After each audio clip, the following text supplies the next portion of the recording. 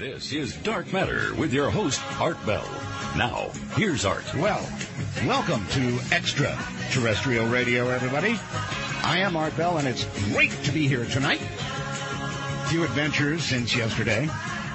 You know, though, first I would like to note, in a, of course, non-biblical way, I love my studio.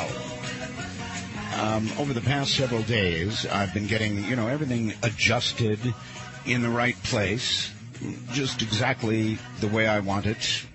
I've got this gorgeous atomic clock above me.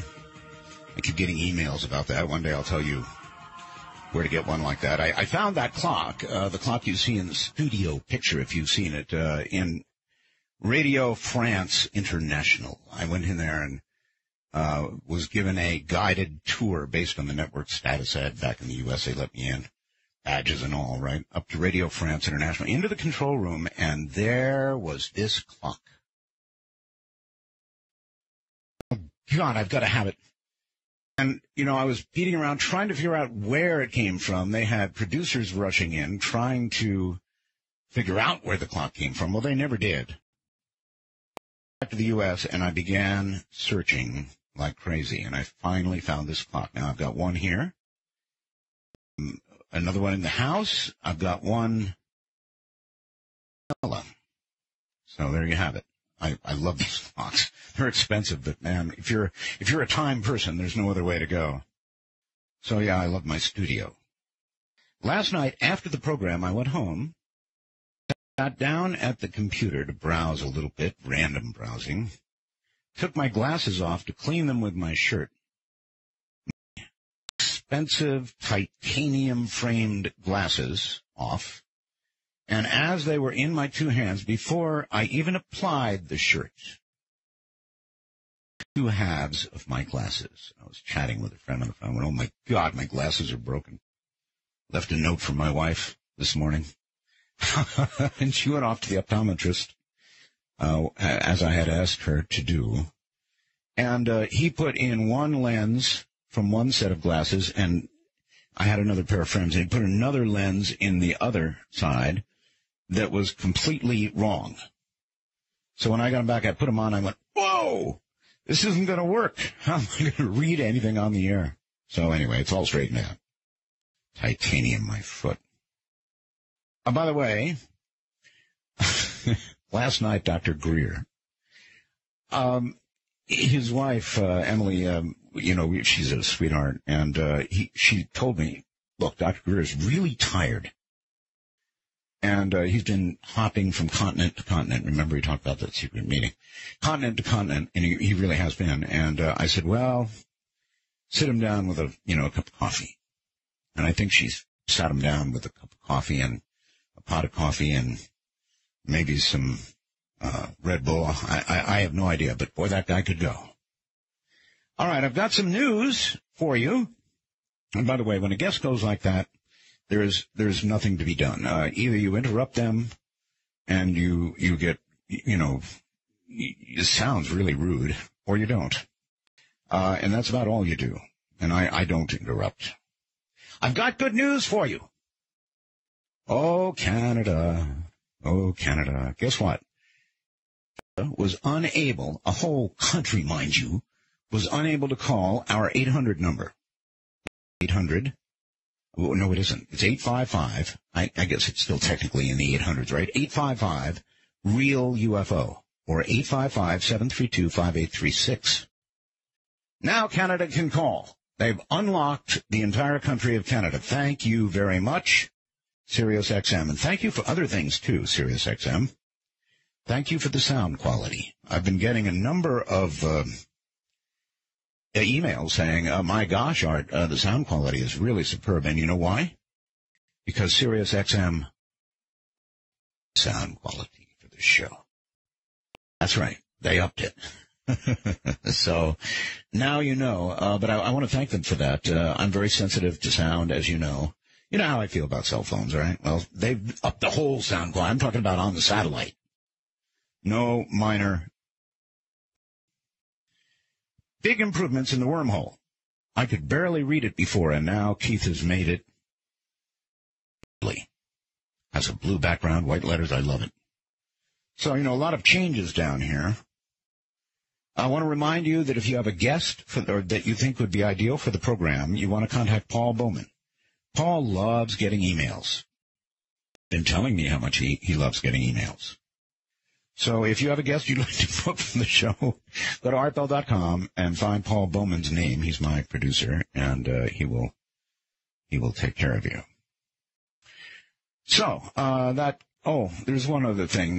Here in the desert, normally we have really, really clear skies. Absurdly clear skies. But right now, and since this morning, we have had this haze. Oh, it's freaky. You can't see the mountains. Can't find out where the haze is coming from. Normally, if there's a fire, we know about that, and then we get smoke or whatever from California or wherever. No fires. No reason for the haze. No statements from the Weather Bureau. I hope it's not Fukushima dust. So, and this, one last sort of note, and that is discussing, everybody wants to welcome me back to radio, and, that's really cool. And I know you're all welcoming me back to radio. But instead of doing it, we're going to adopt from Rush. Rush used dittos. Well, somebody sent me an email, and I don't know how to give credit. Maybe I do. Fred. How about Roswell's, folks? If you want to wish me welcome back to radio and all that stuff, just call up and say Roswell's, all right? That'll do two things. One, it will take care of welcome back, and it's great to hear you again and all that sort of thing. And two, it'll keep Roswell on everybody's mind, as well it should be. Looking very quickly around the world, Beirut.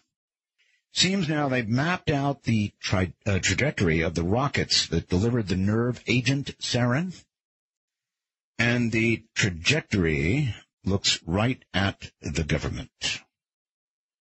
So 'twas not, apparently, the rebels gassing themselves or anything like it. Just what you thought, the government. They're the ones with the rockets. Passengers screamed stop, stop seconds before their bus crashed through a crossing barrier in Canada and then into a commuter train during the morning rush hour in Canada's capital on Wednesday. 6 dead, 34 injured. Egypt, they're letting the ousted President Morsi talk to his family, and he's okay, I guess. In Mexico, they've got storm after storm after storm.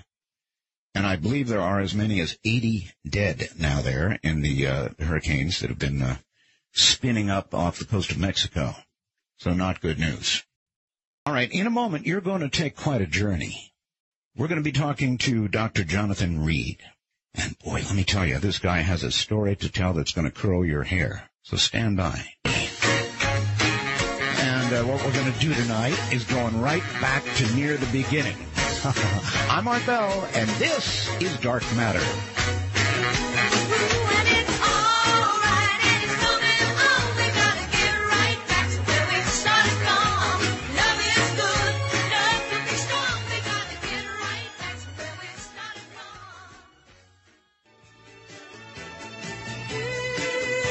Want to take a ride?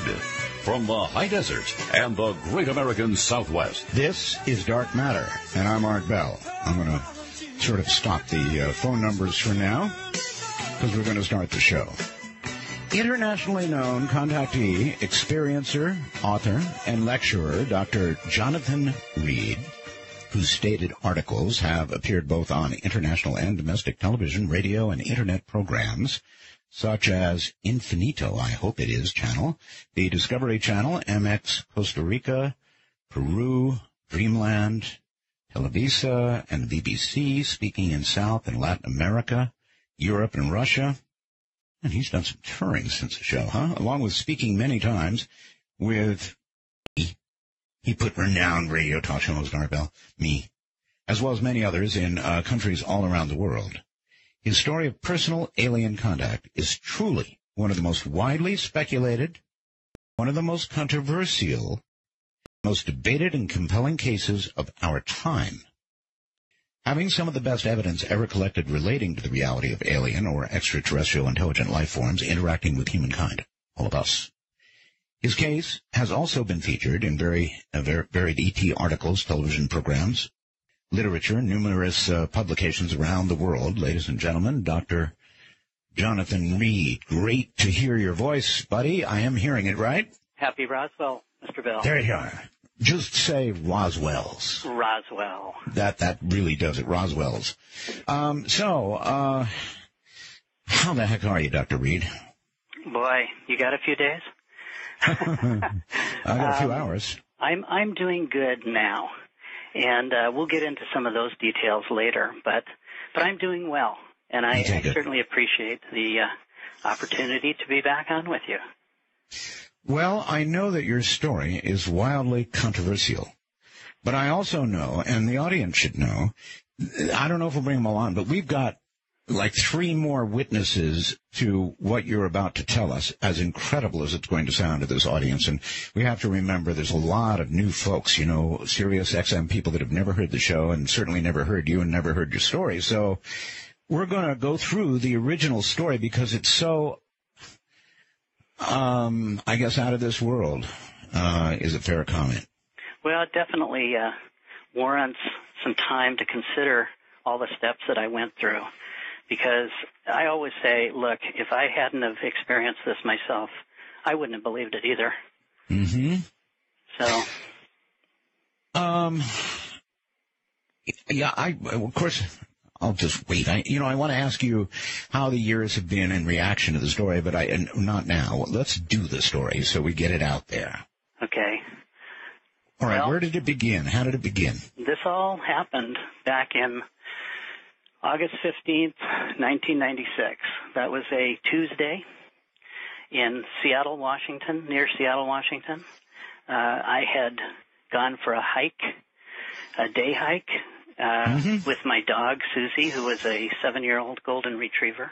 Is that a fairly common thing for you to do, to take a hike in the woods? Sure. To get out of the city, which is where I was living at the time, about, a 45 to 50-minute drive to a beautiful, pristine area near Snoqualmie Pass, about 60 miles from east of Seattle. Mm-hmm. Okay. So we just got in my Jeep and my dog and I, as we did so many times, and drove to the mountains and parked where we normally parked. And okay, at this point you're alone, right? Pardon? You're alone, right? Yeah, just you and your dog. Me and my dog. Okay. In the afternoon. This was, at that time, it was about 1:00 in the afternoon. Okay. And so we just got out, and like I said, it's the Pacific Northwest, Washington State, is a beautiful evergreen area that has lots of trails and old logging trails, and that's essentially what this was. We had been there many times before, casually walking, occasionally seeing some wildlife. Early in the day when we started walking, we saw some deer. And this was common, and you could take your dog off the leash and let her run, and she could just have all that. I know, and the Northwest is gorgeous, Doctor. It's just a gorgeous place to live, and when the weather is nice and it's not raining, then, and particularly in August, I mean, August 15, middle of August must have been really October nice. 15. Oh, October. Yeah. October. Well, it was getting a little nippy by then. Well, it can get crisp late in the afternoon, but we have some late summers. And this happened to be a very warm, late summer day. It was a little bit overcast, but for the most part, very, very nice fall day. Okay. So we just continued to walk down this old logging trail, occasionally stopping to chase raccoons or look at some of the wildlife and just casually walking. And about an hour and a half into this walk, my dog, Susie, who took off running, scampering through the woods, which was not uncommon. She would either chase squirrels or raccoons or or something. But it was her freedom. It was her time to, escape the leash from the city. Sure. And she was a great dog and followed direction well. She would come when I called her, and she would stay next to me when I would say stay. So she was pretty obedient. But this time she ran off, and she was barking, and I didn't think too much of it at first. And then I could hear her barking, the sound of her barking change. It sounded more like she was in a little bit of distress. Right. Or maybe had found some kind of animal that was backed up against a tree or something. And again, I didn't panic. I figured, okay, well, she'll, get out of there in a moment. And Susie was a pretty big dog. She was about 80 pounds.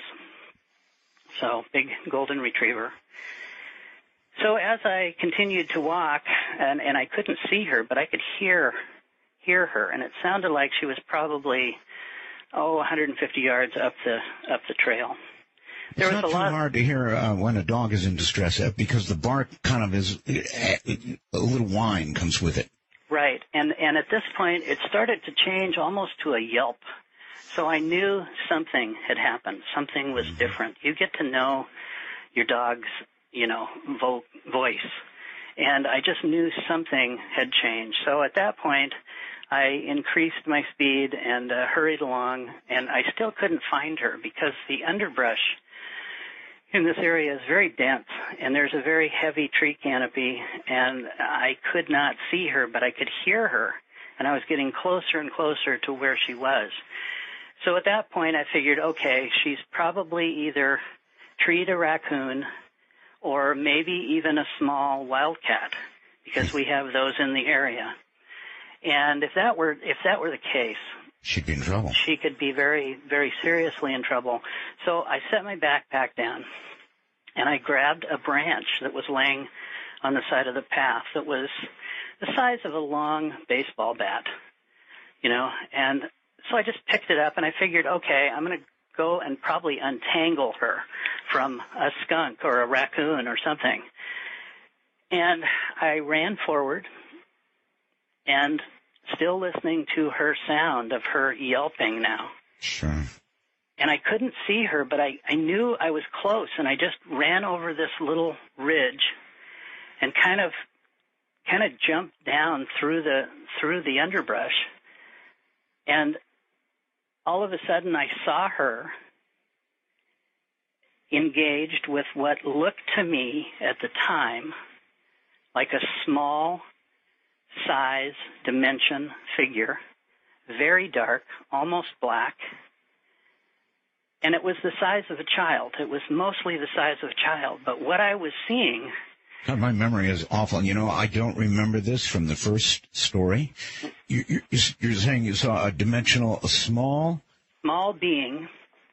Not fully. When you say dimensional, does that mean not solid? No, it was solid. It was solid, but the darkness of the area, and at the moment I saw it, it was shaking. It was vibrating like a paint shaker. So you could not really accurately see the outline, the exact outline. And now that I remember, shaking like a paint shaker, kind of vibrating, so that very quickly. Yeah, extremely quickly, so that all I could barely see was the outline. But my dog, it appeared to me at first that my dog had this thing by the arm, and I yelled, "Susie, let go!" And then I realized. And this is what everyone needs to try to remember. From the second that I first stepped down to see this scene, it was approximately 10 seconds. Right. And a lot of times in real life, when something this incredible is happening to you, time kind of slows down. Oh, exactly. And even describing it doesn't give it justice to how fast it happened. And anyway, what I saw was my dog it looked like my dog with her mouth was attached to the forearm of this thing. And they were both vibrating, and my dog was yelping. But then all of a sudden I saw clearly that it wasn't my dog that had a hold of this. It was the arm of the thing that actually extended. If you can imagine, part of your arm molding itself on the head of my dog.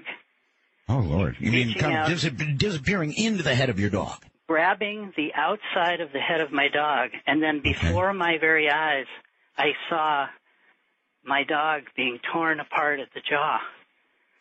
I mean, her body was ripped from her jaw down to her backbone. There was blood everywhere. And at this moment, this thing stopped and looked at me. It stopped shaking just for a second and looked at me with these big, dark eyes, and then turned back to my dog, and my dog started to literally implode, literally disintegrate into what looked like a hole in her body. I mean, it literally started to just get smaller, like if you can imagine something vacuuming something up from the inside out. Her body started to fall into this dark space, and then all that was left was this white, gray ash that fell to the ground. And at this point, I jumped forward and hit this thing as hard as I could in the head with this bat, trying to kill it. And it screamed, and I screamed too. You had a bat? Well, I had picked up this branch. A branch. You're right. Along the way, I had just I got you. Okay. In other words, you were expecting probably to be fighting off some animal. I was going to, right, exactly, to detangle her from some kind of animal. Got it. But instead, there was this thing tearing my dog apart, and all I remember is the insane feeling of, I have to stop this. I have to stop her from dying. I have to, and it was way too late for that. Oh, but I understand that. I so understand that. How long like have you had you? How long? Oh, of course, yes. How long had you had her? Well, I had her about 6 years. Oh. She was about 7. She was an orphan, showed up on my doorstep. Not everybody listening is an animal person. I am. For me, it's cats. Doesn't matter. Dogs. If you have animals, they're part of your family. That's all. They're like a member Absolutely. of your, They are. In fact, sometimes they're a better part of your family. Even after all this time, I can hear it in your voice. The way you're remembering this is so visual and so detailed that, I don't know, I can just hear it in your voice that this is what you saw. And it's an incredible thing to have seen. It killed me. When I saw this happen, I mean, it literally tore me apart, too. Of course. And, but it even became more insane to me because the second I hit this thing, trying to kill it, and I wanted to kill it, it screamed, I screamed, I think in triumph of trying to stop what I was witnessing, but I almost missed it. I mean, I'm not an athlete. I'm 190 pounds and, but I almost didn't hit it. But as I struck its head, it started to fall down. The branch had breached its skull. It had broken its skull. So this thing was definitely solid, right? Oh, absolutely. I mean, if you were able to, and so you smashed it, huh? Oh, well, and you've seen the pictures, and there's pictures now on Okay, let's stop here. Let's stop here and send people to artbell.com. That's the actual website, artbell.com. And we've got, you want to describe what's up there, where we should look, and what we should be looking at for this part of the story anyway? Well, I don't have a computer on in front of me, but I'll tell you what I sent you. Sure. I sent you 3 different pictures of this creature. We'll call him a creature at the moment. And this was after I had knocked it down and laid it on a thermal blanket that I had in my pack. But you can see its head, you can see its neck. It's very old looking. It has veins and eyelids and a mouth and no ears. It has ear canals. If you expand the one side view, you can actually see the ear canals. Everybody better go take a look. ArtBell.com, and he actually has pictures of the creature. I would say this.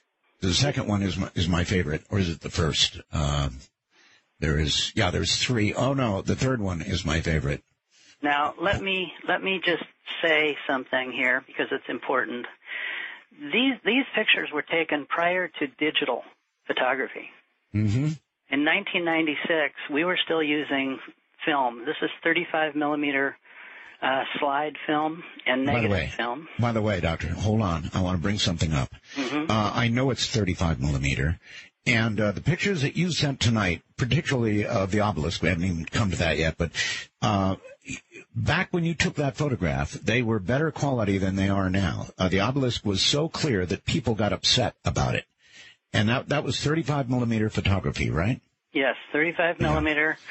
And a good camera, good Nikon camera. What happened to the better quality photographs that you originally supplied to us? Well, when I was told today that I needed to send some additional things, I contacted some of my team, and they sent you what I asked them. As far as original, they're all original. Some are just maybe a little more clear than others.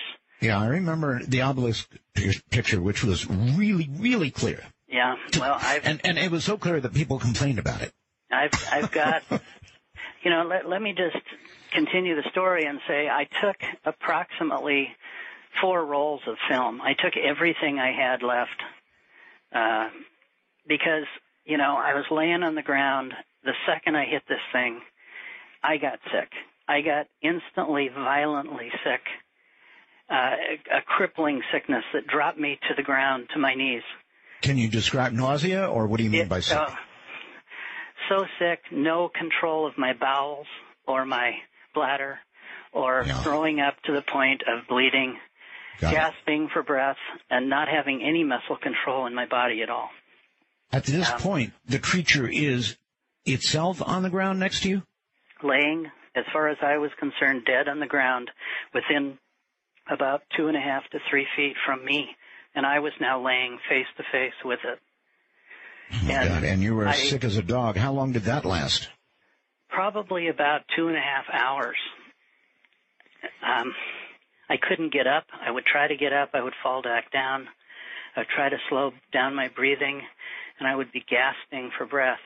I felt like something had instantly hit me, had overcome me, had taken over my whole body at the second that the impact of the branch hit his skull.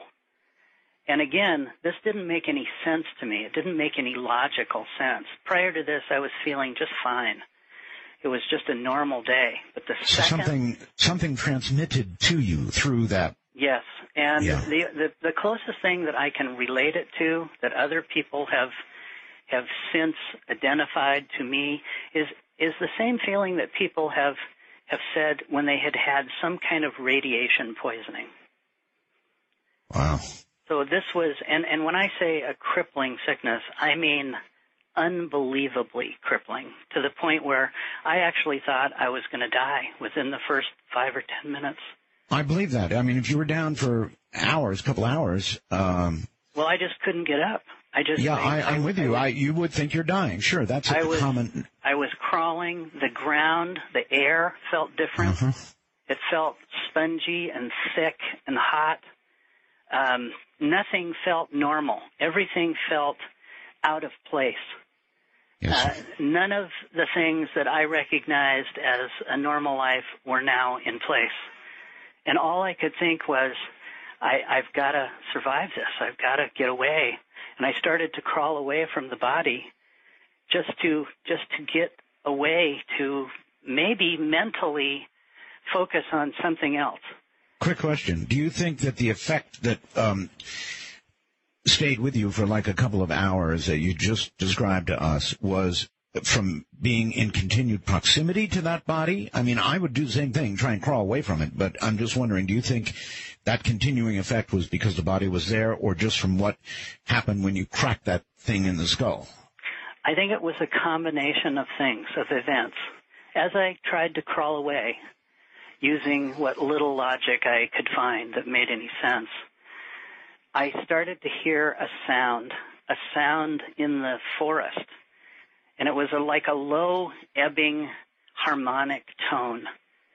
And I didn't know what it was. I didn't know where it was coming from, but in my mind I thought, well, maybe it's another hiker. Maybe somebody's got a radio or a boombox or something, and I'm hearing this sound. And I thought, yes, I need help. I hope, that this is what it is. And so I would kind of crawl a little farther, and I'd kind of prop myself up next to a tree, and then I'd get sick again, and I'd throw up, and I'd, just lose all control of my body. Mm-hmm. But I didn't see anything, but I still could hear this sound. I could almost feel this sound. And it was almost like it was scratching in my ears, almost a tactile feeling. And I went a little farther, and I'd fall down, and then I'd prop myself up against a tree, and I'd get sick again. And finally, I got almost angry, and I got up, and I kind of ran through the brush and actually fell down in this little ravine. And then I realized I was next to something that was unbelievable. It was a big black-shaped, diamond-shaped object that I estimated to be approximately 9.5 feet long by about 2 to 3 feet high and about 3 to 4 feet wide. And it was black. We've got a photograph. Yeah, we've got a picture, folks, of this on the website. Big picture. And in discussing this, I call it the obelisk because it reminded me of the top of the Washington Monument. And you said you felt a sound. You felt a sound as well as heard a sound. I felt this sound, this ebbing, low, harmonic sound. So low that, it was like I could almost feel it in my backbone. Very, very solid tone. And kind of modulating a little bit up and down, just a little bit. Anyway, I got up, and I crawled up underneath this black thing, and I realized this thing isn't touching the ground. It's anchored to the air. It's not floating. It's not moving. And now, there's a term, anchored to the air. It was anchored to the air. Or defying gravity, right? And I pulled myself up, got up, stood on my feet, and then lost my balance, and I fell against it. And as I fell against it, the sound changed just a little bit. It became more pleasant sounding for a moment. Pleasant sounding. And this thing was cold, like dry ice. When I pulled my hand away, because of the cold, it actually tore the skin off the palm of one of my hands. It was like granite, like polished marble. Nothing pleasant about that. There was no windows, there was no seams, there was no landing gear, there was no antenna, there was just this black thing. And it was hovering how far above ground? Approximately 2.5 feet above the ground. All right. When I finally got enough. No, Doctor, hold it right there. Hold it right there. We're going to take a break. My guest is Dr. Jonathan Reed.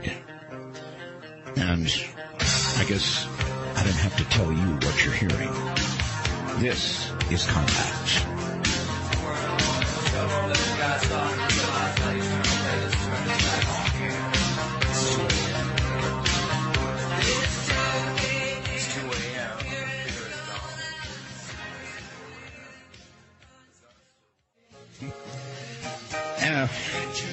I can only imagine, with what I've heard so far, that if it happened to me, I'd be dead. My age, it'd be heart gone. And just with what has been described so far, I'd be gone. I'm sure I would. Maybe not, but I just don't think I'd make it through that. Jonathan, welcome back. Thank you, Art. you don't have a weak heart, I take it. Actually, I've had 2 heart attacks in the last 10 years. You do have a weak heart. Okay, but this was 96. Right. I didn't know any better. You're lucky it didn't go then. Oh, absolutely. All right, here you are. You're trying to crawl away from this thing. You crashed into it. It's making you sick. Really sick. Well, I wasn't sure what was making me sick, except I knew something in the whole area was causing me to feel sick and me to feel out of anything that I felt natural with. Right. My world was gone. This was a totally unusual, unparalleled feeling of being out of your own element. I thought I was either completely going insane or that I was going to die from this sickness just from the fact that my body was becoming so dehydrated. And I just couldn't control it. And after I fell against this thing for a brief second, just for a minuscule second, I almost felt like I was inside of it and then got thrown out. And so you felt it? It felt like it was an intelligent machine.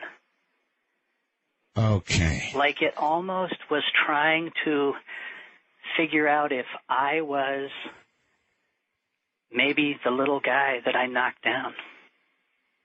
Oh. Maybe because I was the only 2-legged breathing thing crawling around, maybe it was looking for its partner. Okay, maybe I'm going to ask you for the impossible, but how do you... I understand that you felt it. It was, in effect, in you, and you felt a kind of a machine. But is there any way to put that really into words? What does a machine feel like? Well, being that it was making this sound, being that it was creating this sound. This big humming sound. And when I touched it, that humming changed. Right. That gave me the indication that, this was somehow generating this sound. And it was so obscure to see this thing in the middle of the woods, so out of place, but yet hanging 2 feet above the ground, not hovering. And I need to really reference that. It was not moving a fraction of an inch. Right. But yet it was there. It was anchored above the ground. That's what you said, anchored, which is an interesting way to put it. I would have said floating. But you're saying anchored. Yeah, stationary, 100% stationary. When you crashed into it, you didn't budge it? Not a fraction. Okay. It made almost no sound as far as me trying to put my hands on it or leaning against it. It almost felt like it was kind of absorbing the sound. Now, this could have been all an illusion because of my sickness as far as the overall sound. Mm-hmm. But I carried on to say to myself, well, I guess it's here. I guess this is in front of me because it's tangible. It ripped the skin off of my hand. I know that didn't just happen with a tree branch, and I can't move this thing, and it's making a sound. And for a brief second, I felt almost like it was trying to identify something. Mm-hmm. And then maybe I wasn't it. But this is speculation after years and years of thinking about this. At the time, I had no idea. I was just going completely out of my mind, trying to find some logic to hold on to, because nothing made any sense. And I knew that my body alone was quickly becoming in severe state of shock. Right. And I was conscious of that. I was conscious of the fact that I couldn't breathe. I was gasping for air. And when you do this for a long period of time, you almost lose consciousness and then come back because of the whole air process of your body. So I was readily aware that my body was going into shock. So my mind was survival. My mind at that moment was survive this. Mm-hmm. So at that moment I said, okay, I got to get some water. I have to get some water in me because I had emptied all of the water in my body. that I had between throwing up and losing control of all of my functions. So you were in shock. You were severely dehydrated. And I was aware I needed to get some water, and I had some water in my pack. I always take things with me when I go on a day hike. When you've done it for years and years, you realize there's certain things you take with you. I had some dog treats. I had a thermal blanket. I had a first aid kit. Some of the just bare essentials. I had water, a water canteen. I had a couple of cans of soda. And I knew I had water in my pack. And to me, to focus on this at that point gave me great solace, gave me great, restored some idea that I was thinking a little bit clearly. So I focused on that. And I actually crawled back up, which was probably 200 feet to where my pack was, where I had left the pack. Right. And I grabbed it, and I sat there, and I drank the water, and I drank some of the soda, and I realized I've got my camera with me in the pack. Now, that's some pretty clear thinking after you've described the condition you were in. Well, I had to take the camera out to get to the water. Right. It wasn't clear thinking. It was just the process of illumination. And at that moment, Art, in my head was, none of this is real. I was actually thinking to myself, this has to be all an illusion. I have, somehow, hurt myself or fell down or had some kind of massive stroke, and I am now living in this illusion. That's what my mind was telling me, because none of it felt real. So when I saw my camera, I thought, well, I'm going to take a picture of this, and none of it will come out. And then it'll prove to me that this nightmare is not going on. That was my thinking. I completely understand. Was, I've got this in my hand. I know how to use a camera. I was a pretty good amateur photographer. Photography was kind of my hobby. Sure. So I thought, well, I'll just prove to myself that this isn't here. So I grabbed my cameras. I walked back over to where this was. I took some pictures of the body crawling around on my hands and knees. I crawled back over to where this black floating shape was. I tried to clear some of the brush underneath it away. Right. So that it was even clearer that it wasn't touching the ground. And as I did that, as I tried to clear some of the ferns away underneath it, there was a feeling as I moved this stick, this branch to pull away the ferns, like there was a density of the air underneath this thing that was different than the air around it. Almost like if you put a branch or a board in water. Yes. When it enters the water, it has a resistance that's different than the air. And this was the same thing, except it was just the air underneath this object that was more dense. And again, I couldn't explain it. I didn't even want to rationalize. All I'm doing is seeing it in front of me. And I'm focusing on, okay, take the picture. Don't think of anything else. Just work your camera. You know how to work the camera. It was pretty much automatic anyway. And I concentrated on that. I totally focused on, almost obsessively, on take the pictures, Jonathan. Sure. And because it gave me, again, some kind of promise of logic, because I knew how to take the picture, I knew how to take the film out of the camera and reload it, and I just kept saying, I'm going to do this, I'm going to take this, I'm doing this now, I'm taking the picture. And I did. And I also had a video camera with me. And I videotaped this whole area under the state and condition. You had really recovered a lot to be doing that. Actually not, Art. If you hear the videotape, I am so hyperventilating and so stopping and so throwing up during the videotape that it's clear that I was not recovered. Art, I am just a man, and I was running on pure adrenaline and only holding on to that logic that kept me moving forward. because I didn't want to think about what had happened with my dog, what had happened with this creature, what had happened to me. I didn't want to think about it. I wanted to just be healthy. I wanted to just come out of this nightmare at the moment. So that was the only logic going on. Now, Art, you've had some of those photographs from years ago. Oh, you yes. even had the negatives. Oh, yes. Listen, folks, these photographs are so clear. I wish the ones that we had up on the website for you right now were as clear as the original photographs. They were so clear that people raised hell about it. Usually it's, it's a fuzzy photograph of a UFO. This was so clear that people complained. And Dr. Reed is right. I have the negatives to these photographs. Story over. And we also had other people, independently look at the negatives and look at the videotape. And it is exactly what it is. It's just normal negatives, normal positive prints. Was there any reaction? Yeah. Was there any reaction to either by the object or the creature to the photographs being taken? Well, as far as I was concerned, the creature was dead.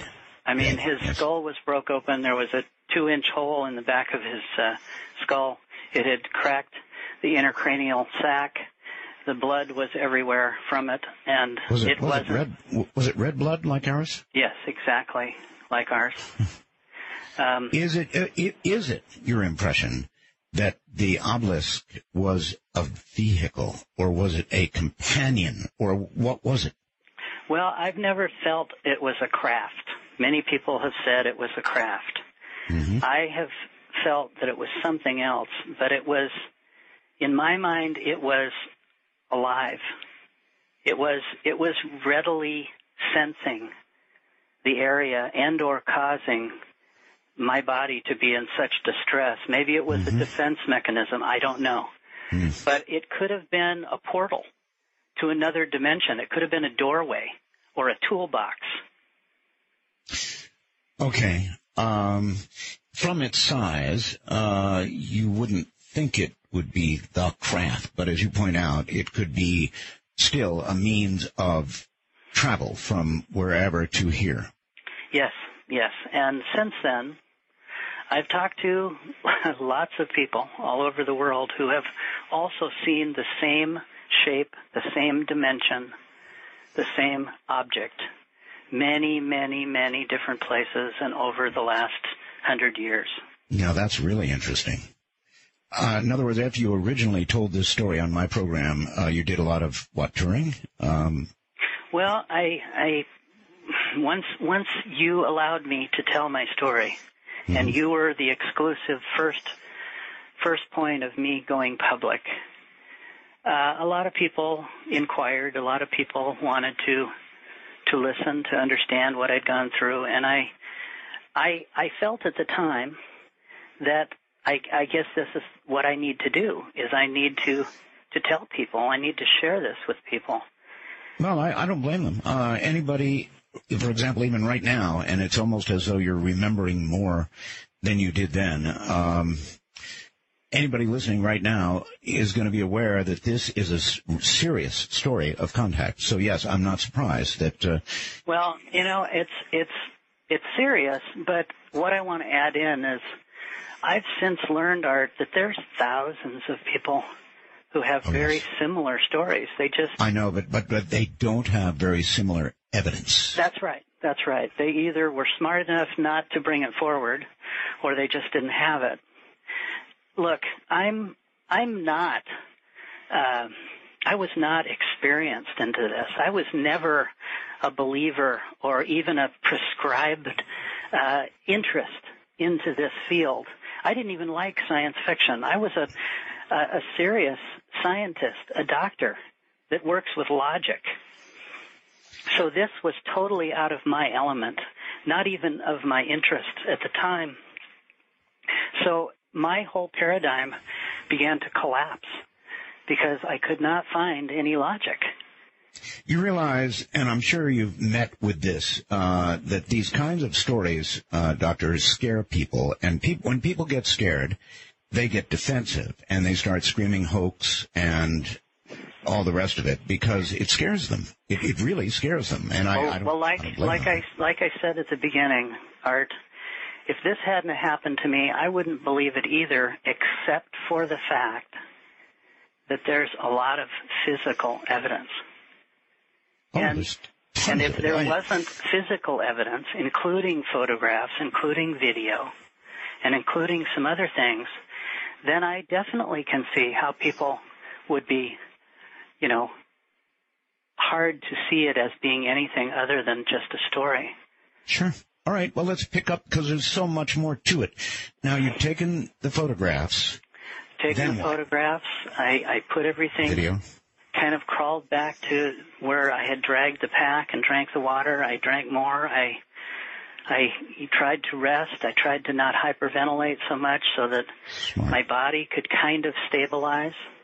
But still, it was in a state of flux. It was not at all calming down. Right. But I felt more, shall we say, more stable. Maybe just because I was doing something and accomplishing something with the photograph. Well, yeah, something familiar that will really help you when you're in shock. And so when I was putting all this, taking the cameras out of my bag and grabbing the water, I pulled everything out of the pack, out of my day pack. And I just kind of, threw it on the ground as I was grabbing for the water. Well, one of the things that I had was a thermal blanket, which is, for people who don't know, it's a mylar type material, plastic that you can wrap yourself up in if you find yourself in the snow or if you find yourself in distress in the woods, to keep your body temperature from, reducing. It really works. Oh, they really work, and they're very, very lightweight. I mean, it's nothing more than a very thick plastic wrap, actually. But it's strong. It's got some strength to it. Mm-hmm. Well, I had pulled this out, and it was all in a little package, all folded up in a little package, and it's kind of a silvery gold color, and I'm sitting there with my cameras and putting kind of stuff back in the pack, and I'm thinking, what am I going to do? Now what am I going to do? Right. It's an hour and a half back to my Jeep from walking comfortably when I arrived. Now I'm crawling on the ground. What am I going to do? So I thought, well, I gotta take this body, and in my mind I'm thinking, I gotta take this body and put it somewhere where the animals won't get to it. I think I would have been afraid to touch it. Well, I was afraid to touch it. I was in fear of everything. But my mind logically said, cover it up. Cover it up so I don't even have to look at it at this moment. That I get. So I tore open this thermal blanket from its package. I opened it up, and I spread it out over the top of this body and just left it like that for quite a while, just not looking at it anymore, just kind of letting my mind go away from it. And that felt better. It felt better not to look at it. So I thought, okay, well, maybe I should take some rocks and place around the edge of the blanket so that, animals don't get at it. Well, there weren't any rocks. It's high enough in the woods and the mountains where there just wasn't any exposed loose rocks. Right. And I thought about, well, maybe I can find some more branches and pile it next to the edge of this little rise, this hill, and just kind of cover it up. So, later maybe I can come back and bring somebody back and try to figure out what this is, because I didn't know what I had killed. I didn't. I understand. You never gave any thought, did you, to trying to drag this thing back to your car? Well, yes. At that point, Art, I decided I would cover this thing up, and I tucked this thermal blanket under the body without touching it. I didn't want to touch it at all. And I just kind of wrapped it up like a burrito like a sleeping. Okay, quick question. I'm sorry, I don't mean to be barging in, but a sense of, maybe you didn't get it from dragging, but do you have any sense of how heavy this thing was? Well, when I pushed the thermal blanket underneath the edge of it, I moved the body. I could feel my hands and my arms moving the body. And I felt surprised that it was so light in weight, that it was so extremely light. This was the size of a 12-year-old child. Oh, that's pretty big. Yes, it was about 53 to 56 inches in total height. But it weighed probably 50 pounds. Huh. So it just didn't make any sense. Of course, nothing made any sense, so why should that be anything different? And at that point... Didn't you tell me you were an hour and a half from your car? Yes. Okay. So I wrapped it up. I folded the ends around it. I took the straps of my pack and put around it to lift it up like a sling. And I was going to drag that over to the edge of this hill and put branches on it if I could find them. Well, when I picked it up, I realized, this is amazingly light. It's just incredible. So I took it over to the edge of this hill as best I could, stopping to throw up. And I really couldn't find any branches right there. So I decided, well, I'm going to walk up, put my pack in one hand and this thing in the other. Mm-hmm. It created a balance. And I'm going to find a place to put this. And then I'm going to get out of here. I'm going to go to my Jeep because at that time it was getting later in the day. At that point it was, past probably 3:30. And late in October it starts to get dark. Right. And I knew I needed to get out of there. All right, so this was now maybe 2.5 hours or so into the incident, right? Right. All right. Doctor, hold it right there. We've got to take a break. And this is some story, and you're far from done, folks. All right, well, Dr. Reed is going to be back in a moment. And I don't know about you, but with this story, I need these breaks. You're listening to Dark Matter, exclusively on Sirius XM.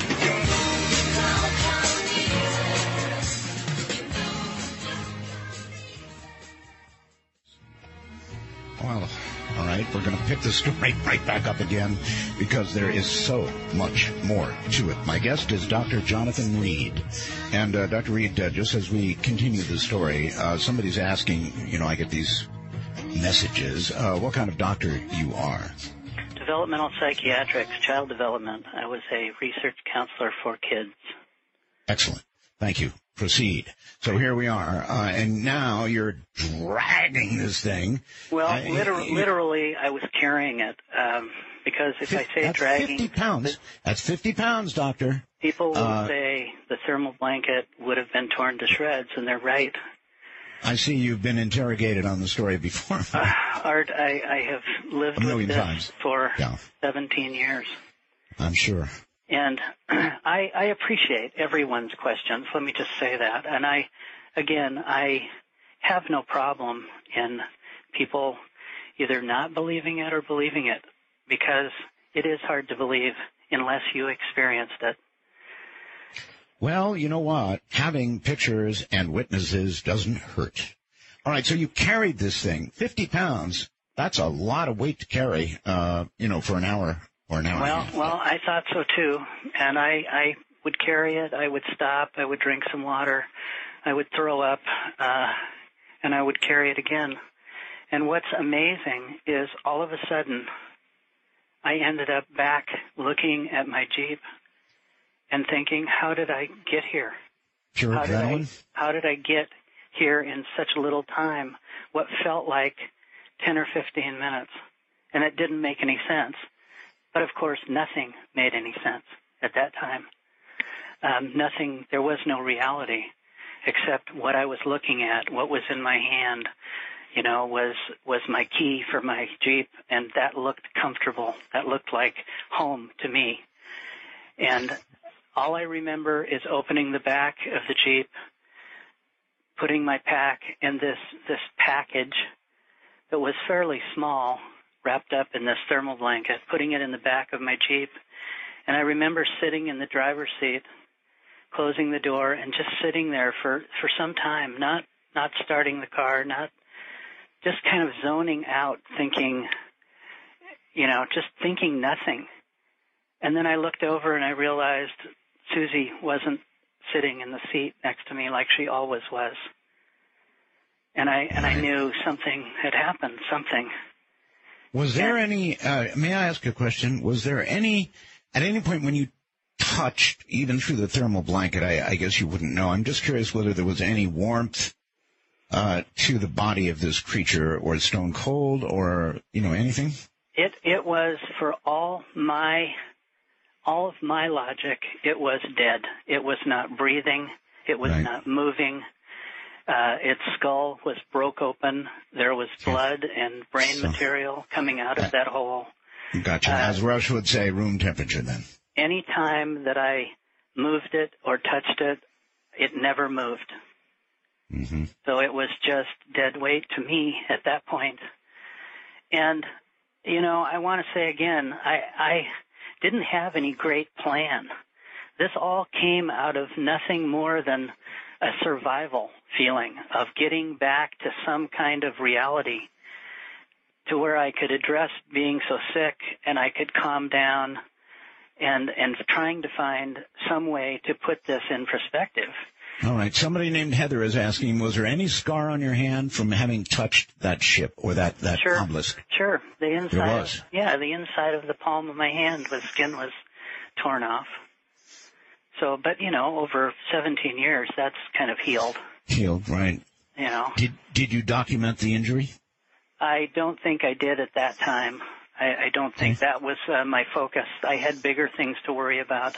Oh, I can clearly see that, yes. And in the next few days, it got even worse. So I drove home. I started to drive home from that space, that place in the forest where I parked my car. And I would drive for, a few miles, and then I'd stop, and I'd have to open the door and throw up. And then I'd drive a little farther, and then I thought, okay, there's a ranger station up here. I'm going to go there. I'm going to get help there. These guys will help me, forest rangers. Yeah, of course. So I got off, where it said Forest Ranger Station. I drove about a mile and a half to where it was. I got out, and there was nobody there. The place was locked up tighter than a drum. I don't know if they were out to dinner or what, but there was no one there. Okay. So I got back in my Jeep, and I said, I got to go where I got to go, and I'm going home. And I just drove home in kind of a numb state. And all I remember was the headlights on the road because it was starting to get dark. And I remember pulling in the carport at my house. Right. And thinking, I'm here, I'm home, and maybe none of this happened. Maybe it's just some kind of sick illusion that I have through because of the trauma of my dog dying. Maybe my dog got killed by an animal, and I just can't fathom this idea. I don't know. That's because the brain doesn't want to digest this kind of information as having really happened. It doesn't know how to put this in perspective. Was anybody home at the time? No. I lived alone, and I sat in the carport for a while, and I just thought about it, and I looked in the rearview mirror, and I could see the top of the thermal blanket, and I thought, okay, I got to do something. I got to get out. I got to get away from this. I don't know. I started thinking about burying it. I started thinking about leaving it somewhere else on somebody else's doorstep. My mind was whirling. I'm sorry. I don't mean to laugh. I'm just thinking, if you had done that, then you might have been really responsible for a heart attack. Well, exactly. I probably would have taken it, to the university that I worked at or something like that. But I was so sick, I just didn't want to do anything. So what I did was simply take it out of my Jeep because I didn't want somebody to steal it. I didn't want somebody to find it and have it kill them by shock. I don't know. I don't know what I was thinking, but I thought I got to get it out of my Jeep. And my Jeep is right next to my garage, which is an exterior building, not connected to my house, a 2-car garage. And I thought, well, I'll just put it in there. So I opened the inside door, small, door to my garage. Sure. And walked in, turned the light on, and right in front of me against the far wall was my freezer. A big coffin-like freezer. Coffin-like. And I thought, this will hide it. This will preserve it. This is dead meat. It's going to go bad, and at least I don't have to look at it. And so I put it in the freezer. I literally just opened the top of the freezer and lowered it down and thought, it's out of sight, out of mind, and now I'm going to go in the house and stand in the shower. And this was over your meats and frozen? No, there wasn't much in that freezer. There was a separate rack that I just took out that had some frozen things, and Art, I didn't care. I didn't care. I wanted it out of my sight. Well, actually, a freezer is a logical place to put a body that you want to preserve anyway. Well, I don't know that I wanted to preserve it as much as I just wanted to get it out of my hands and out of sight and mind for the moment. That was the logic. Again, I was not thinking very clearly. I was thinking step by step just to get to the next point where I could calm down and not be throwing up and filling my pants. So I closed the garage door.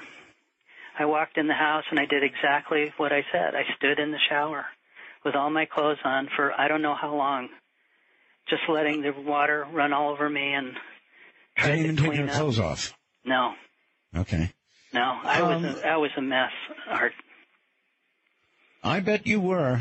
And by the way, everybody, listen, if you want to see, by now I know you do, the Associated Photography, even though it's not the original best, it's up on the website, artbell.com. Pictures of the creature, pictures of the obelisk we've talked about, pictures of all of this. So go take a look. And I know people are doing this in incredible amounts because it's beginning to crash my ability to read questions. Well, even our website has crashed twice since we've been on the air. So yeah, I'm sure Keith is doing backflips over there. But that kudos to Keith. Well, he's like I am, sort of cranking up, getting going. So I understand. He's probably added another server or two by now. All right. So the thing's in the freezer. You're in the shower. And I get out. I try to calm down. I try to drink water. I try to sit down. I can't. I'm laying down. I'm thinking. I'm feeling a little better, maybe 10% better. So I'm not panicking, trying to think, well, I've got to go to the emergency room. Mm-hmm. But I'm now thinking this had to be trauma. This had to be trauma-induced by the fact that my dog was killed in front of me by an animal, and that's what my mind wanted to believe. My mind started to create this scenario while I was in the house, while I was calming down, that this was the only logical answer, that this must have been an animal and that killed my dog, and I just, for some reason, spaced out. I just lost. Somewhere in your mind, though, you knew, number one, there's something I put in the freezer, and number two, I took a whole lot of photographs. Well, at that point, Art, I was thinking, what's got to be in the freezer is my dog, Susie. Oh. That's what I had to have wrapped up. That's what I had to have brought home. I truly understand. And I felt comfortable thinking that. Sure. Because it made more sense. It was more realistic to me that is very logical, that could have happened. So I convinced myself that that's basically what it was. And I even got dressed and went out to my garage and said, absolutely, this has got to be Susie. And I opened the freezer and I lifted it out and set it on the garage floor. And it wasn't Susie. Somebody's asking, was there a smell? Yes, there was.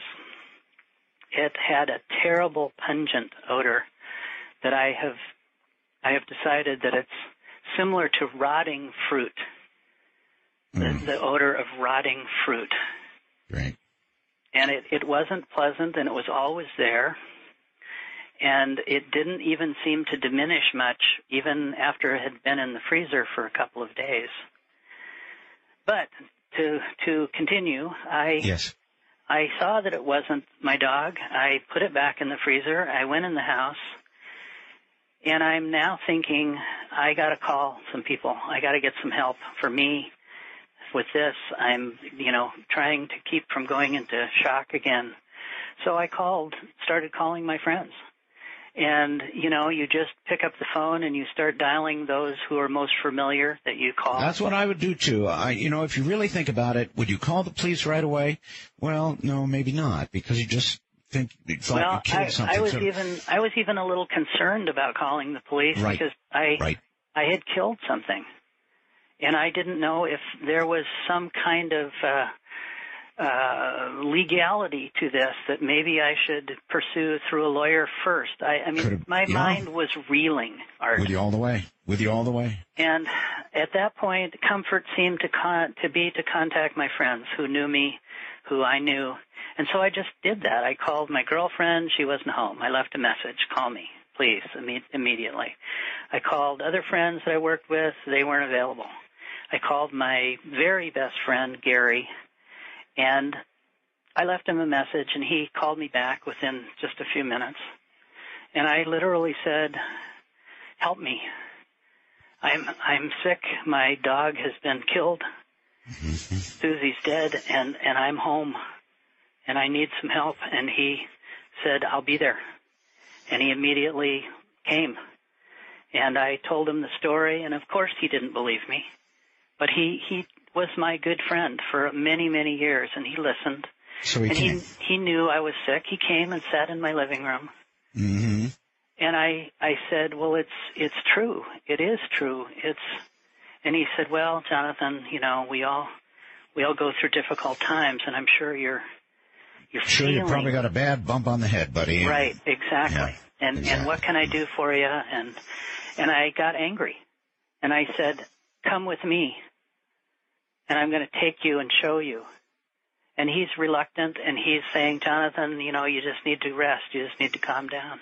Mm. And I took him to the garage, and I opened the freezer, and I laid it on the floor. And I showed him, and I said, tell me that you don't see this. Tell me this isn't what you see. And Gary's reaction? Well, his jaw dropped open, and he was speechless. And for some time. And I don't know that he said a few expletives that even for Sirius radio shouldn't be said. That's quite right. We get the and idea. At that point, he kind of backed up against the wall. And I said, well, I got to put this back in the freezer. And he just stood there. He didn't say anything. And I walked by him, and he was just like in a trance. And I said, I got to go in the house. I got to sit down. And he followed me in, and he sat down and just sat in my living room, almost speechless. And I said, it's true. This happened. And he just looked at me, and he said, it's incredible. And I said, I have videotape. You want to see it? And he just, again, stared at me like I was insane. And I took the videotape that I actually recorded in the forest, and I played it on my television. And it was there. It was all there. The black floating object, the body, the white ash from my dog. Did he regain enough of his sensibilities after watching all of this to give you advice to? Yes, after some time, after drinking about a half a bottle of scotch. No. I get. He came to the point where he says, well, I know what this is. And I said, no. Was that the both of you consuming the scotch? No, I was pretty sick, and I didn't want to go there. I was just drinking as much water as I could get in me. But he finally says, Jonathan, I know what this is. Oh. And I kept saying, no, I don't know. I don't know what this is. I don't know. And he said, it is. It's got to be some kind of extraterrestrial or Right. some kind of biological creature that somebody created. Well, I'm just looking at the photographs, and I'd say definitely E.T. Well, I didn't want to go there because that wasn't comfortable for me. That wasn't part of my world, and it didn't make sense to me. I was not a believer. I was not into that type of thing. But he was sure. He was adamant. He was almost excited. And I said to him finally, I don't want to have anything to do with this. I want to get better. I want to get well. And he said, well, we need to tell some people. And I said, no, we don't. We need to be careful, because I don't want people tearing my house apart. I don't want, And that's what would have happened. Well, that's finally what did happen, Art. Right, I know. We'll get there. So, okay, there's so much more to this. So how did it end up with Gary? I mean... Well, Gary was a complete believer at that point. I mean, yeah. When it's in front of your face and you can touch it and feel it and look at it, it's undeniable. When it's in front of you in person, there's no question that you're looking at something that wasn't human and that was some kind of biological creature. Mm-hmm. He was adamant. He was excited and wanted to get this to people who could do something with it and investigate it and take it. I wanted people to take it away. That's what I wanted. I understand that. I literally wanted to be done with it. Right. So when he started to tell me there are people who are into this and will help you, will help us. Now it was us. Now it was his project. And I was happy at that. I was very happy for that because I really didn't want to deal with it in so many ways. But he said, we're going to call some people. We're going to start making some inquiries on who would be the best to talk to.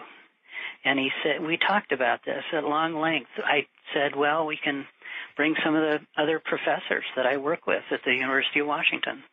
That would have been good. Anthropology people, other medical doctors, we can all bring in. Well, we made a list.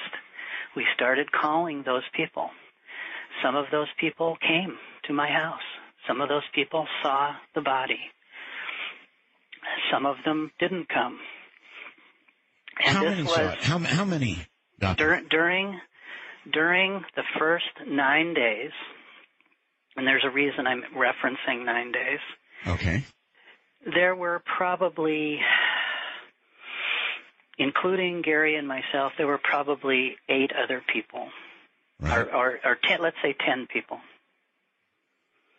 And that included some of my own family, some of my girlfriend, some very good close friends of mine, and some people that I worked with who I respected.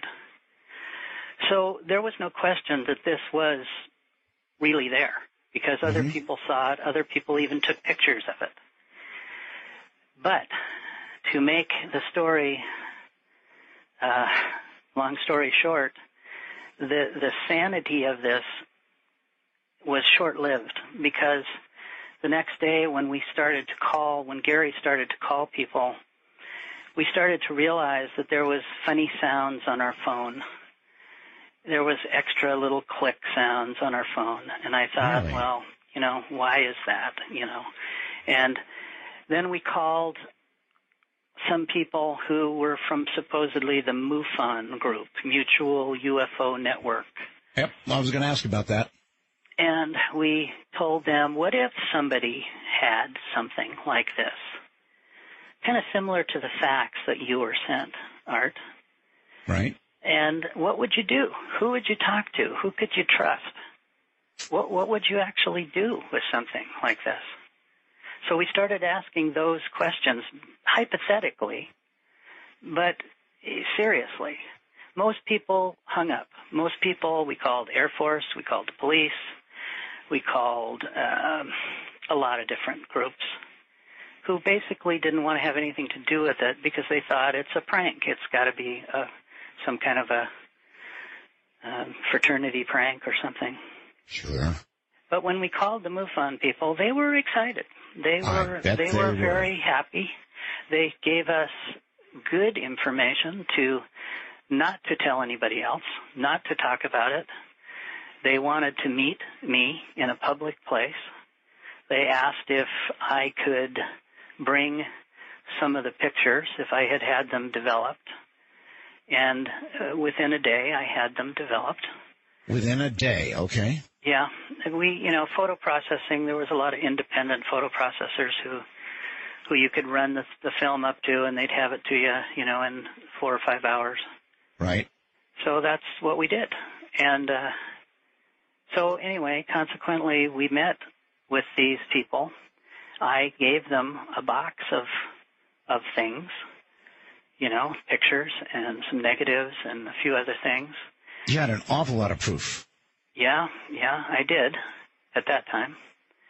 And I gave it to them, and then they said, okay, well, here's, another number for us. Call us back.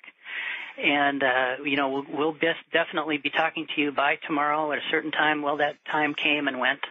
They never called. We called the number. It didn't exist. It was an out of order number. We called a MUFON number that was listed in the directory. That's, a paper book for those who don't know, the phone book. And they said they never had heard from us. They said that they had never gotten a call from us. So somebody had intercepted my phone calls, had, pretended to be MUFON, and now had about 50% of my evidence. So, and then it got worse. And then people started coming to my door and knocking on my door. 3 individuals who were dressed in black, who drove a great big black car, and who were very strange the way they talked to me. In what sense? How? In that it was almost hypnotic, their conversation. It felt like you were a little bit sleepy when they were talking to you. Are these the traditional men in black? Well, they were in black suits, and they looked like that to me, but I had never heard that term before myself. I understand. Doctor, hold on. We've got to take a break. Dr. Jonathan Reed is my guest. We're crashing websites all over the place. That I know because I'm crashing here. Alien in the Freezer story. I'm Art Bell. This is Dark Matter.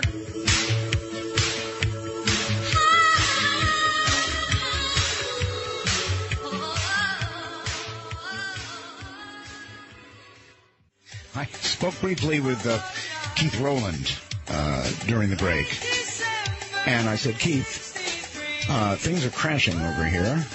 He tells me the website's still alive, limping a little but alive, and what's crashing is Google.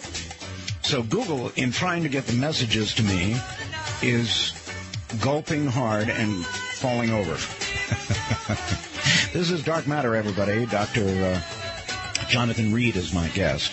And we're talking about a classic story called The Alien in the Freezer. And no joke. I know that a lot of you are probably sitting there wishing it was a joke, but it's not. Dr. Reed, welcome back. Thank you, Art. Just pick right up and go to where you want to go. We've got, I guess it's not yet, but we've got 3 witnesses who can attest to the things that you're saying right now. So rather than me trying to decide the appropriate time for them to come in, you tell me. I will do that. And that'll be good. Shortly. Okay, good. Let me just say, these people who came to my house were organized. They were professional. They were definitely stating facts that I didn't believe they could know. They were telling me in a very calm, professional manner, Dr. Reed, we know what you have. We know what you found. And if you don't give it to us, your whole life is going to change. And they started softly saying change. Then they started saying, your life will never be the same. Neither will it be for your family and your friends. The threats were apparent. Yeah, it's almost like there's a bullet here with your name on it. Well, essentially, a little bit less than that, but yes, definitely same idea. Yeah. And letting me know that they would take care of this unless I complied with their demands. And at that point, what did you tell them? What did you tell them? Well, I told them to get the bleep out of my house and that I was calling the police. Very good. And they calmly stood up and walked to the door, and they said, "That's okay, the police are with us." And I looked out into the street behind their car, and there was a Seattle police car parking there. Holy moly. And they just said, "We will be in touch. You have an option." And I just again told them to get the bleep out of my yard and my house. I was angry. They said they were going to take away my life. And my We're now, excuse me, Doctor, we're now how far from the incident itself? How many days or weeks from the incident itself? This was 2 days. 2 days. Okay. 2 days in. All right. And I was angry. And they were right. There was a police car there. They drove away. The police car followed them. Well, at that point, I was angry. I was afraid. I was, quite honestly, I was very, very disturbed at that moment, thinking, how could the people that we pay to protect us be doing this to me? How could this turn around? Because I was a believer in the American way of life. I was a believer that your police department did things to protect you from people like this. And I guess by now you believe this is part of the American way of life. Oh, this is totally the American way of life. Mm-hmm. And now I've had it proven to me time and time and time again. American exceptionalism. Mm. So at that moment, I decided that I guess I couldn't trust those who I had hoped for. And I decided to take things into a little bit different direction. So Gary and I, prior to them arriving to my house, had divided up the remains of the evidence that I did have, and we sent some of it away, actually mailed it out of the country to a friend Smart. to keep for us, and thinking that what could be next? You know, somebody's going to break in here, somebody's going to steal everything or something. And so we did that. And the next day I had a friend who was a doctor going to come over and view the body, who was a orthopedic surgeon that I worked with in I don't blame you for mailing the evidence away, but you couldn't very well mail the body away. Well, right. That was the truth. I couldn't really take that away. We considered it. We considered if I could get help from one of these guys from the university medical center, I figured I'd be home safe. Sure. And that was my idea, was to bring him over, let him take a look at this, and get him involved and take it to the university. That was my plan. So I had called him. He had answered the phone. He was very excited. I told him I had something that I wanted him to see, but I didn't identify it on the phone. I just said, you know, there's something you need to visually see with your own eyes. Is this one of our witnesses? No. Okay. All right. But this was somebody I had known for years, and known him in some casual personal sense, being a friend, doing some things outside of work with. So he knew me. He knew that I was being serious, and he said, yeah, I will come over. And so the plan was he was going to come over that next day after these people were in my house, and the time came and went, and he didn't show up. Oh. And I called him, and I got him on the phone, and I said, you know, where are you? I expected you to be here 45 minutes ago. And he said, I can't do it. I just can't come. I can't be involved. And there's just too many things I can't say. And so in other words, he had been contacted. Well, I later found out that is exactly what happened. Somebody had basically walked in and intimidated a lot of friends of mine. And the process, okay, so your phone now is so totally tapped. Right. Simple as that. We're even talking cryptically when we're on the phone. We're not even saying anything specific. But anyway, I was angry. I was angry that he didn't come. Here's a friend that I needed, and he didn't come. So I decided, okay, I'm going to go back out to the garage. I had taken out a table and a big light to let this guy examine Freddie, which right. we took to calling this alien Freddie because Gary said it reminded him of one of his old bosses. So Gary named him. I don't mean to laugh. Gary named him. Exactly. Gary named him Freddie. I didn't want to give it a name. I did not want to make it personal. That was the killer of your dog. Exactly. So I'm putting away the table, the folding table, and the light in the garage. And I hear this sound that sounds kind of like a scratching or a rubbing sound. And I thought, well, maybe it's the compressor or the freezer, because it was an older freezer that somebody had gave to me. And I thought, well, if the compressor's going out, the body's going to decompose. We're going to be in trouble. Yep. And then I thought, well, maybe it's rats, or maybe there's a rat, or something in some paper or something behind the freezer or whatever. But anyway, I thought, okay, well, I'll look in the freezer because there's a thermometer inside the freezer door. Right. And if the temperature is going up, then obviously the compressor is broken. Yes, sir. So I just went over there, just like I had time and time again for the last 3 days, opened the door, and this thing that was in the thermal blanket unwound itself and stuck its head out and started screaming at me. Oh, my God. All right. I, of course, remember this moment from the previous interview. Now, there is a recording of this scream. Now, how in the world and how did it get recorded? How did this happen? Well, later on, not this moment, but later on, I had actually taken a video camera out to the garage in hopes of recording it. But not at this moment. But this scream actually came from later on. But it was the same type of scream. All right, I might be able to play it. Let me see if I can do that. Yeah.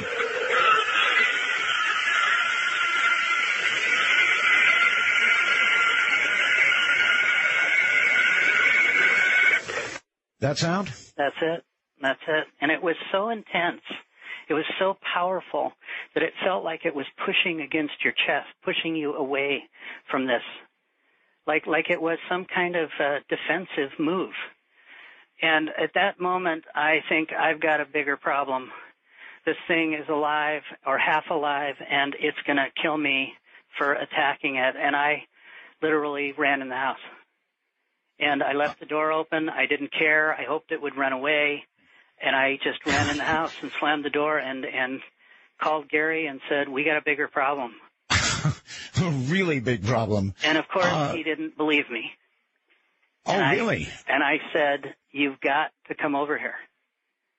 And he went through the same process, the same idea. Well, Jonathan, you're probably just stressed. You're probably still just sick. And I'm just listening, and I'm stressed. And all I said was, come with me. I'm not going to say anything to you. Come with me. And we went in the garage, and, of course, he was just, perfectly fine until I opened the freezer, and it came out and started screaming at him. And I didn't think he was going to stop running because he ran out of that garage and just kept going. He couldn't even get to the door fast enough. Bye, Gary. And we both left the freezer door and the door to the garage completely open. It could have run away anytime it wanted, and I was hoping it would. But I know it's crazy to ask you, but I mean, this thing has now been in the freezer, days and days. It should be pretty much, like a steak after being in the freezer for a few days. I would assume that too, Art, except for the fact that there are creatures in our world that live at 52 degrees below zero all their life. There are. It's true. Penguins. And we've got to at least guess that they may have come from a world where that's a fairly normal climate. So good point. Or maybe the cold somehow induced some kind of time for it to heal. But the fact is, it was never dead. It was alive, breathing and screaming. So the entire time that I had it in my Jeep, in my house, on the floor, looking at it with my friends, it was alive. It was playing possum. You know, I mean, maybe in the woods and in my Jeep, maybe it was unconscious. But the truth is, and I think you've seen the tape, is when I opened it up in my house on the garage floor and videotaped it after it was home, thinking that it was just completely dead with a big hole in its head, with blood and everything else, it was actually moving. You can see in the videotape that it blinks its eyes and it moves its facial muscles just a little bit when I'm not hovering directly over it. All right, folks. It's all at artbell.com. What he's referencing, the photographs, the evidence, the video, it's all up on artbell.com right now. So. And what's important to say here, Art, is I wasn't the one who pointed out that he was moving and his eyes were moving. Somebody else who saw the video actually pointed that out to me years later. But you know, the truth of it is, Art, I didn't care. I was more concerned with the thing tearing me apart than its eyes blinking. You know, that was a bigger concern for me. But the reality is, it seemed to want to stay in the freezer. Because I went back out there a few hours later with Gary, and it was inside the freezer, and the door was closed. And I thought, well, maybe the lid came down on his head or something, or maybe he passed out or is unconscious. And so I, again, cracked open the lid of the freezer, and this time it didn't scream. It just kind of looked up at me and made some weird chirpy, squeaky sounds. Kind of almost like a bird or a dolphin sound. And, at this point, Doctor, I think, tell me about the witnesses. Okay. We've got Robert Rafe, right? Mm-hmm. Dr. Harold, pronounce his last name, okay, and Dan McFoy. Is that correct? Let me explain who those people are for your audience that don't know. Please do. Robert Rafe was a writer, a freelance writer who, after 9 days of having this hell in my house and having my life torn apart, I left the country. I left the United States. I went to Canada because I didn't want my friends, my family, to continue to be harassed. They were burning effigies in their lawns. They were, screaming at them on the phone. There were trucks driving through people's yards. I mean, you name it. Even during that time, there were some people hurt. They were physically beat up by people. But I decided I'm not going to put people through this. I'm going to get out of here. So wait, Doctor. All the commotion you just talked about could only come if the news was out, but good. Well, the news was out enough so that all of my friends were now being threatened. Gotcha. Okay. So there was enough people, I called them the dark side, who had basically taken over decided to put a squash on everything and anybody who was associated with me or my life. All right, let's come back to the witnesses. This is very important. Robert's name was given to me after a year I had been gone, and I sat in a basement of a house with a gun in one hand and his phone number in the other. I was ready to kill myself because my life was over. Nothing was the way it should have been. I couldn't do anything. I couldn't work. My job had been taken away from me. I'd lost thousands of dollars. My life had been erased.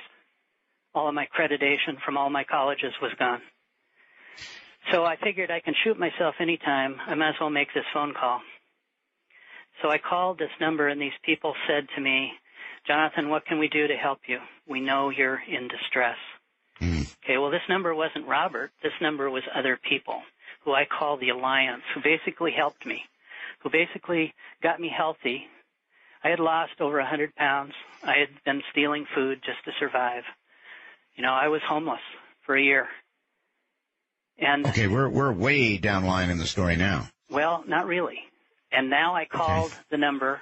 The people told me, we'll get you better. And maybe you're going to want to talk to somebody about this story someday. Maybe you're going to want to chronicle this. So they gave me the name of Robert, this freelance writer. And I called him, and I talked to him, and I said, I've got a story, but I got to talk to you about it face to face. Okay. Right. So he came from California. He went and met me, and he listened to what I had to say. He probably thought I was insane to begin with. Probably. And I'll let you talk to him about that. Right. That's where he enters the story. If we can get hold of Robert Wraith briefly, I don't want to keep him on the line for a long time. I just would like to, I guess, ask him what he can fill in here, what he saw, what he knows. So Robert would be the logical first one to get on the line, right? Absolutely, absolutely. He knows a lot. He ended up spending over a year with me just to chronicle the story, just to write the book. Okay. And then he also has been part of my ongoing team for the last 17 years. Okay. He'll be an interesting guy to talk to. And then there's two more. I don't know if we can get to them all, but I would like to know. Yeah, Dan McAvoy is a UFO researcher, has been for 20 plus years. He's a expatriate. He's an Army Ranger and paratrooper. Has tremendous valor and honor and respect, and he volunteered to help research my case. Okay. To walk in my shoes, to walk alongside of me, to go prove to him that I was who I said I was, that my life, in fact, had been destroyed and torn apart. And so he did that. He did that for 2 years. Okay. What will Robert Wraith say? Well, I think Robert is going to tell you that, he did write the book with me. He did chronicle everything about the story, everything that I've said so far. The book we wrote is called Link, an Extraterrestrial Odyssey. It's the first 9 days of this whole event. Okay. How it happened, how it laid out. All right. If we have Robert, let's bring him on. Okay. Okay, we don't have him yet. Okay. We've got two other witnesses. So just tell me, Rob, you sort of told me Robert would verify that he saw all the evidence. Did Robert see things that we have not seen photographs of or heard? Yes. He did. Okay. Yes. Did any of these people, these three people, see the creature itself? Yes. Who? Robert saw it. Robert. Okay, good. Well, we're trying to get Robert on the line. Okay. So, and Dan McAvoy, the other UFO researcher, saw and experienced a lot of what went on in my life and what has since gone on since I was on the radio with you, Art, for the last 12 years. He has walked with me. He has been with me different places around the world. He also has seen something that I call the Link artifact. Okay. And this is a silver bracelet-type object that I found in the forest next to the body when I originally encountered this situation. I didn't know what it was at first. When I saw it under the brush, it almost looked like a silvery Coca-Cola can, but it wasn't. I picked it up, and I put it in with the body, and I brought it home. Okay. I guess we're having some difficulty getting hold of these folks. What we're going to do is take a brief break right here. Okay. See what we can do. We do have numbers and contact information for Robert Wraith and the other two witnesses. Whether we can get them through a jammed-up phone system, we'll see. I'm Art Bell, and this is Dark Matter.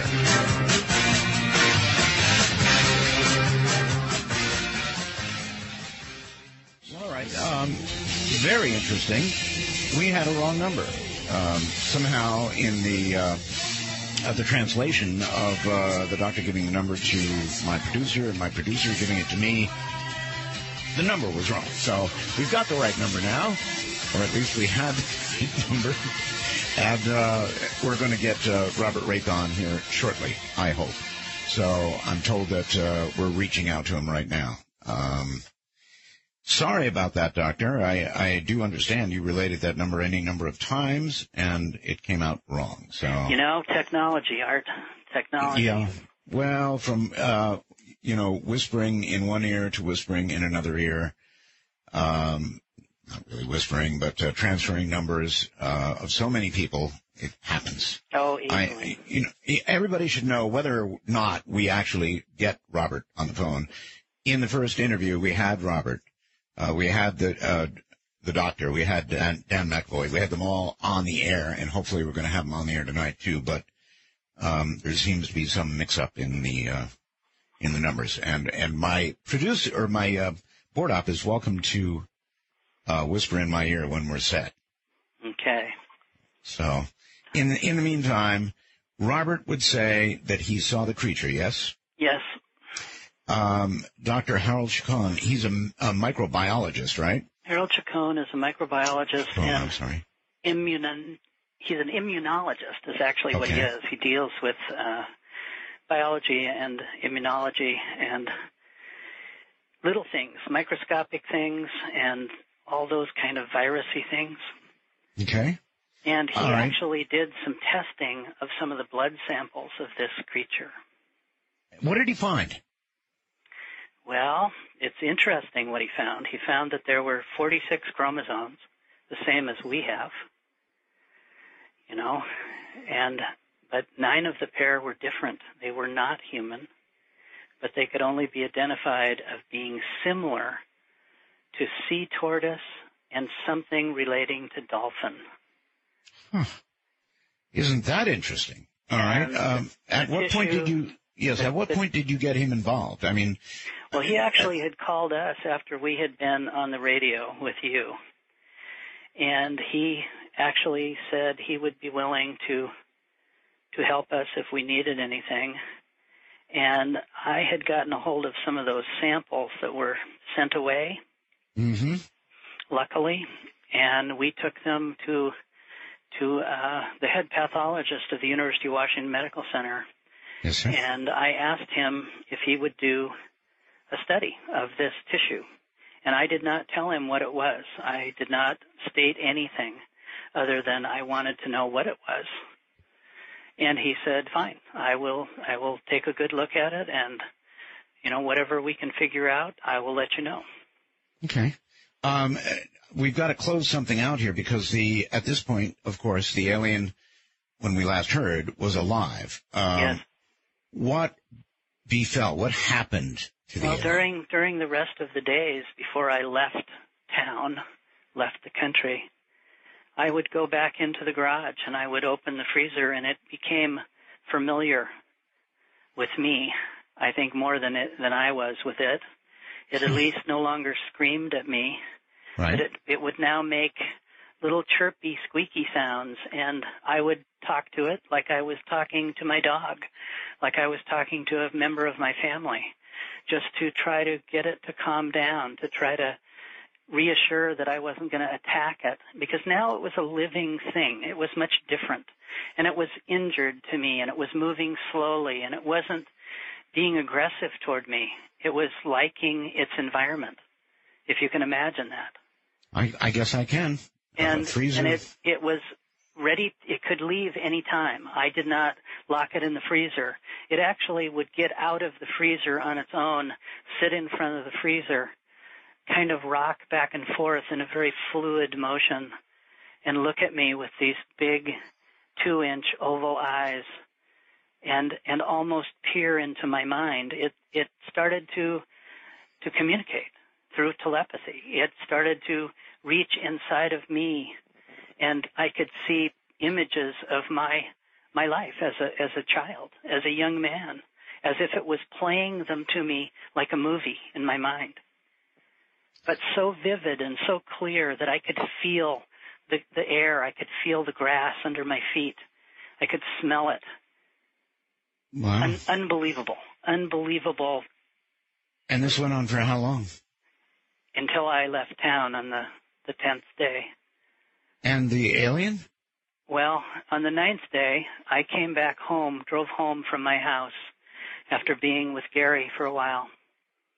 And I drove home in the evening, and I drove up to my house, and I found that there were 2 vans parked up on my lawn with men going in and out of my front door with, dollies taking things out of my house. So I didn't want to stop, so I went somewhere else and came back later and found that my house had been totally ransacked, totally destroyed. They had probed the walls and the floor and the ceiling. They had taken the toilet off of the floor mounts. There was water spewing everywhere. They had probed the grass in the lawn looking for things with some kind of object. There were holes in the grass. I went to the garage, and the freezer was gone. They had the whole freezer. The whole Oh, freezer was gone. Also, some other things that didn't make any sense. They had taken a whole cord of wood that was piled in the garage. Okay, they had taken. Well, you know what? If some government agency, whatever it would be, became aware that you had this, I understand. It would disappear. A lot of things in your home would disappear. Sure. But Art, what I found when I went to that garage, when I saw what I saw, there were small, frosty, wet footprints going across the floor and to the wall, stopping like it walked through the wall. It didn't go to the door. It didn't go to the other big door, which had been pried out of the wall with pry bars. It just went to the wall. And I thought, maybe he got away. Maybe he actually got away. All right. I'm going to stop you for a second. We finally got Robert on the line. I want to try and bring him into the conversation. Robert, is that you? That's me, Art. How are you doing? Hi, Robert. Oh, my goodness. We're glad to get you on the air. It was quite a chore to get you on the air, but here you are. Can you please tell us, I guess, what you know to be true, what you saw with your own eyes, and whether you can verify what parts of this story you can verify? Well, Art, I've been to the site where Jonathan first had his experience. And the site is strange. There's a tree there, and it's actually growing in all its branches are pointing in one direction. And there have been people up there to do tests. Also, I'm Freddie, and I've experienced him. He's popped in and popped out, and I've seen him a number of times. So you have seen Freddie? I have seen Freddie, and when I first met Jonathan had called me. I was out of state, and I had flown in, and I had received a phone call late at night, and it was Jonathan. I didn't know who he was, and he was, telling me about this story and what had happened. He had been given a list with my name on it, and I didn't know him from Adam, and at first I just thought it was a prank call or something. But as time went on, I became intrigued, and I heard the distress in his voice, and I was just really concerned. And after a few hours, I decided, I'm going to get back on a plane and fly and meet with him, and I did. When I had walked into the place, it was a public place. It was a restaurant. When I had walked in, I didn't know what he looked like or anything. I was looking for him, and all of a sudden I heard Robert, and I turned around, and there he was. And I was distressed because I felt, how does this man know who I am, what I look like? How did he get my phone number? And I sat down, and we began to converse. And over a period of time, he brought out photographs. He brought out tapes. He brought out elements of the story to be verified.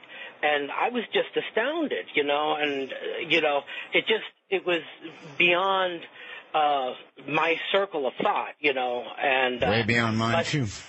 And Art, he was distressed. He was very sick. He had lost a lot of weight, you could tell. He was shaking. He was paranoid, and rightly so. And what I had done is, I had stayed up there and talked to him for a few days. We stayed at a hotel. Then I took him back to my place and began to work with him. He had severe PTSD and other problems, and I would imagine. It took some time to really get to know the man and to work with him and to do my best to aid him. He refused any other outside help. He was quite terrified. He had obviously been being pursued, and he had been physically abused, and all kinds of horrific things. What I decided to do, as he was talking to me, because he said, we need to document this. And he had a lot of documentation, but he wanted to put it in a form that all of us could better understand. And so that's what he did. I'm a ghostwriter, and that's one of the reasons, he communicated with me. That, and I had been involved in other projects concerning people in difficult situations. Okay, well, the important thing to me is you saw Freddie. I saw Freddie, yes. Oh, okay. And I will say, getting other voices to verify this is very, very important, Robert. So I agree. I really thank you for coming on. I'm sorry there was a mix-up in trying to get your number, but trust me, I appreciate your coming on the air. I truly do. Oh, that's no problem. All right. Thank you, Robert, and take care. Thank you.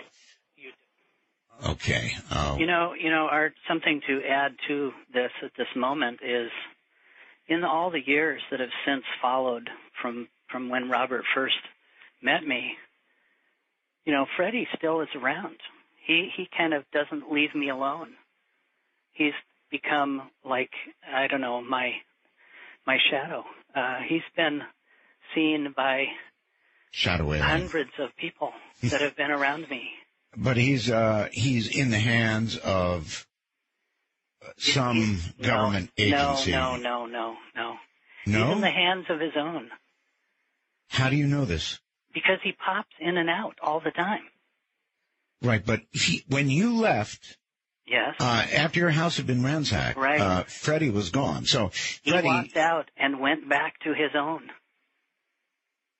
As far as I am concerned, took the freezer with him? No, but the apparently the men in black took the freezer, but they didn't take him, because within about a month or so, Freddie just appeared in the room next to me. He just winked in and sat and watched me for about 10 or 15 minutes, and then he just faded out. And again, I thought I was having, insane illusions. Well, I've seen Freddie's picture on the website, Doctor, and he didn't look to be in great health at the time you took that photograph. Did he in some way heal? Well, as far as what I can figure out, during the time, the first 3 days when we were taking him in and out of the freezer, showing him to some of my colleagues and friends, right, I had actually taken a piece of duct tape and taped the skull flap closed on his head. Just so that just so that it wouldn't fall off with the shards of skin and other brain material that was there. I did it only out of the process of thinking it's not going to make a mess. Duct tape brain surgery. Well, it was dead, Art. I do understand. And the duct tape was in the garage. Maybe being in the freezer had a healing effect on him. Well, as far as what everybody has told me in years since, it must have. We know that there are some creatures, even on Earth here, that have brains that are kind of split in half in a way that they can pretty much function even on just half a brain. That their motor functions can still, and we even know with humans No, it's true.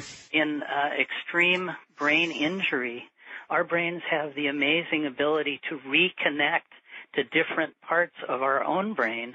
You're absolutely correct. I know. I've heard of cases, people with half their brain destroyed are still able to articulate. It's amazing. Right. I know.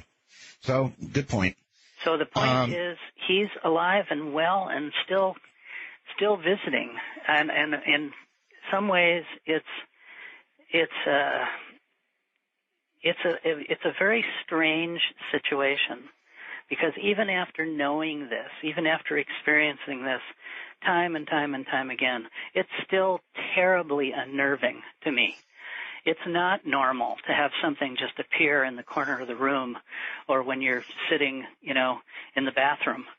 It's just unnerving to have materialize.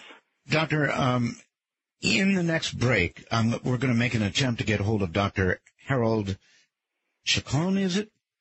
Mm-hmm. Mm-hmm. Because anybody who had an opportunity to actually test tissue and blood samples and did a study is worth talking to. So we're going to attempt to get hold of him in the next break. It's kind of tough. Our phone system is jammed to the gills. But he was one of 3 people that did this testing. The other 2 are dead. Oh. All right. Then there's one other thing, Doctor. I want to open the phone lines, and I want to allow people to ask questions. And some of them are probably going to be rough. Some of them are probably just going to be inquisitive. Some of them are going to be shocked. But I'd like to be able to open the phone lines and allow you to try and answer questions. I hope people will be polite. Were you given a lie detector test? Actually, Art, I experienced 2 of those, which I set up myself. Okay. I basically asked to have it done through the UCLA crime department, criminology department, and also I did one in Seattle too. And okay, I don't want to be impolite. I don't want to be impolite, but I do want to ask these questions. Yes, I passed them both. Incredible stories and incredible proof and all of that sort of thing, right? Absolutely. Okay. Before we go to the phones, is there anything else really important? I know the story goes on and on. At one point, you were shot. Yes. I remember that. But even with long-form talk radio and the luxury of all the time we have, we've already chewed up a lot of it, so I want to be able to open the lines. Anything else you really, really want to get out before we do that? Well, the device, the cuff that I found that I call the Link artifact, right, is functional. It's functional? It's functional. Its function is what? Well, it's kind of a communication device and also a type of teleportation device. And you have this device now? I still have it. It's not in my possession, but I still have it. It's in good hands in non-communist Russia.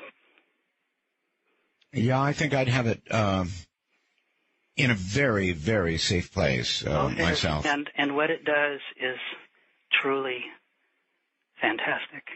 Let me tell you something, and everybody else at the same time. I was mailed some pieces that were allegedly from a UFO, one that crashed back in Roswell. And I've held on to those. I gave Larry King a piece, and I've held on to those pieces for a very, very long time.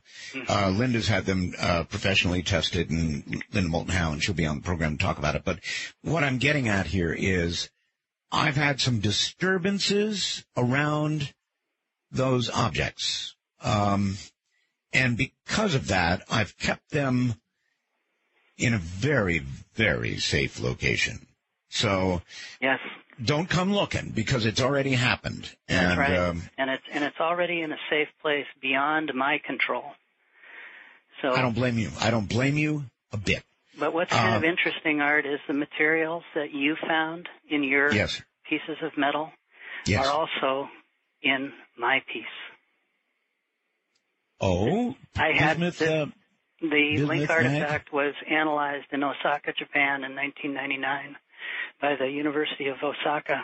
Really? And they did metallurgy testing and biochemistry testing and X-rays and all kinds of things. And they do tell. What did they find? They found that the basic materials were silicon polymer, beryllium, aluminum, magnesium, copper, zinc, bismuth, gold, Wow. and some unknown, unidentifiable materials. That the layers inside of this thing, even though it's very thin in its actual thickness, it's only about 3/16 of an inch thick, is right. made up of layer after layer of micron-type layers, 3 to 4 microns in depth. Wow. That is like plant material, like the fibers in a plant leaf. And they believe that this is a biological, living biology. All right. It's the machine. All right. To clean up one thing before we take the break and then start to take calls. So, folks, if you want to dial now, be my guest. And we're going to screen the call. So just to make sure you've got an appropriate question.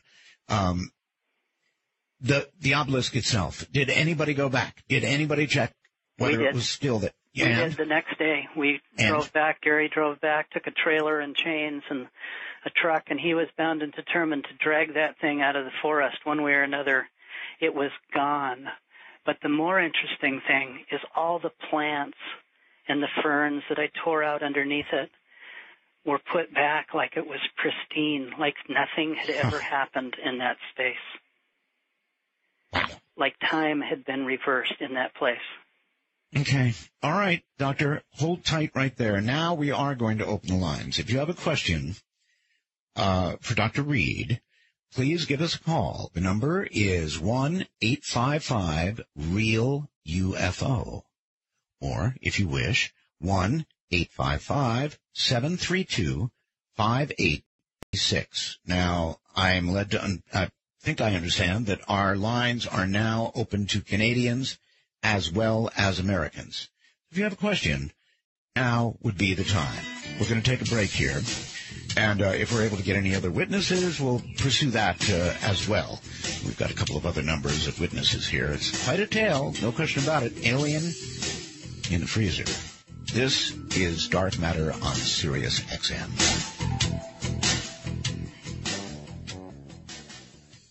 It's a pleasure to be with you this night.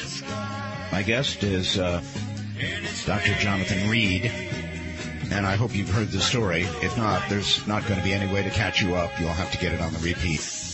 But we're talking about an alien encounter, a very, very, very serious alien encounter. And we've got another witness who's coming forward. He would be Dan McAvoy, who is a UFO research investigator. We've got a call in to the microbiologist as well. But Dan McAvoy, if you're there, speak up now. Hi, Art. How you doing? Hey. It's great to be back on and your show to be back on here. Something sorely missed. Oh, thank you so very much. No. Supposed to say Roswell's. All right. As briefly as you're able, Dan, you are a UFO research investigator. Yes. Mm-hmm. And how did you get in contact with Jonathan, and what did you do?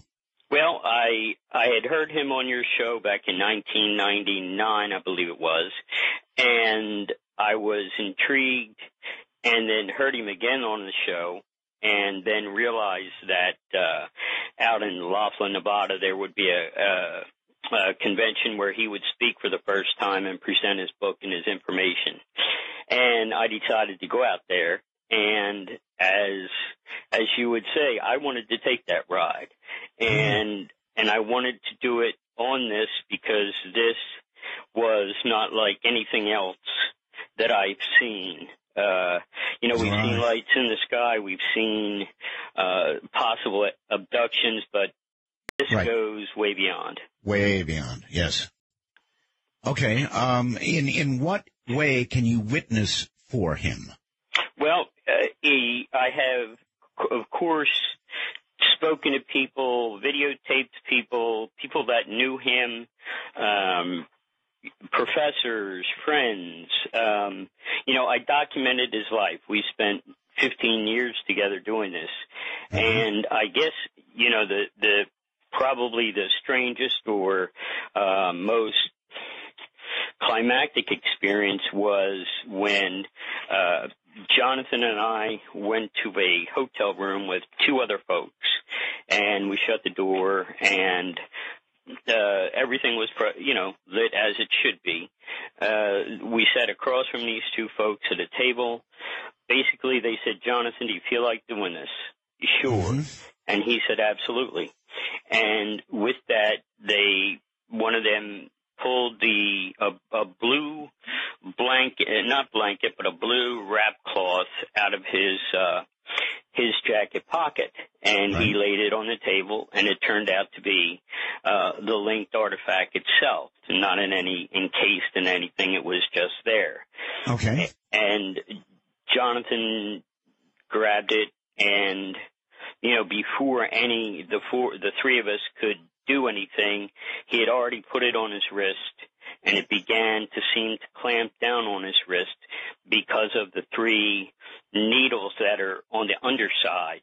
Oh. And it seemed to turn blue, and the hardest part is that I think it was a form of teleportation because he wasn't there. After that, he shook violently, and then it appears he was gone out of the room. When you say he shook violently, Jonathan, is that the same kind of shake that you observed with the creature? I don't know if Jonathan's still there. I don't. Okay, well, let me just ask you, was it that kind of vibration? I'm sure you've heard him describe it a million times, that alien vibrating at such a fast rate. Was it like that? It was like that, and that's what leads me to conclude that perhaps it was an interdimensional thing because of the vibration. And it is similar to the vibrations that that the alien and his dog encountered. It was almost too hard to see. All right. And then perhaps, in those kind of moments, minutes can seem like seconds. And within that time, I don't know, 15, 30 seconds, a minute at the most, there was a flash of light from up in the corner, sort of a golden light, and there he was. I mean, just as he was sitting at the table 2 minutes ago. So you actually saw him disappear, and you saw him reappear. Exactly. Okay. And you worked with the J. Allen Hynek group, and you worked with MUFON, right? Well, yes, and, this case has put a schism between those folks. There's been so much controversy, that they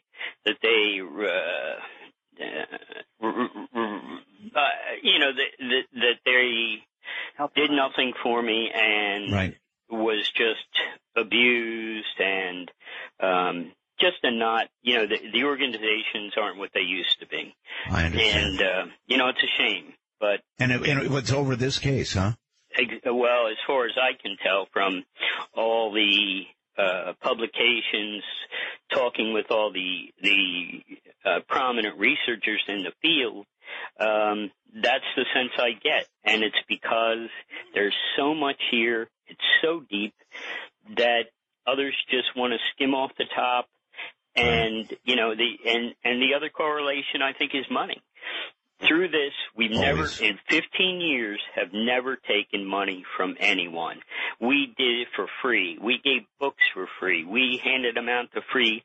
And this goes from California to Seattle, all the way down throughout Mexico, down into Central America, and then into South America. And it was so big, and the reception was so great that we didn't have to sell any books. It didn't matter. I hear you. We gave books away just because. Dan, go ahead. You're an ex-Army Ranger, close combat weapons specialist, paratrooper, awarded many credits of valor and honor in your service. Thank you for your service to the country, by the way. You're quite welcome.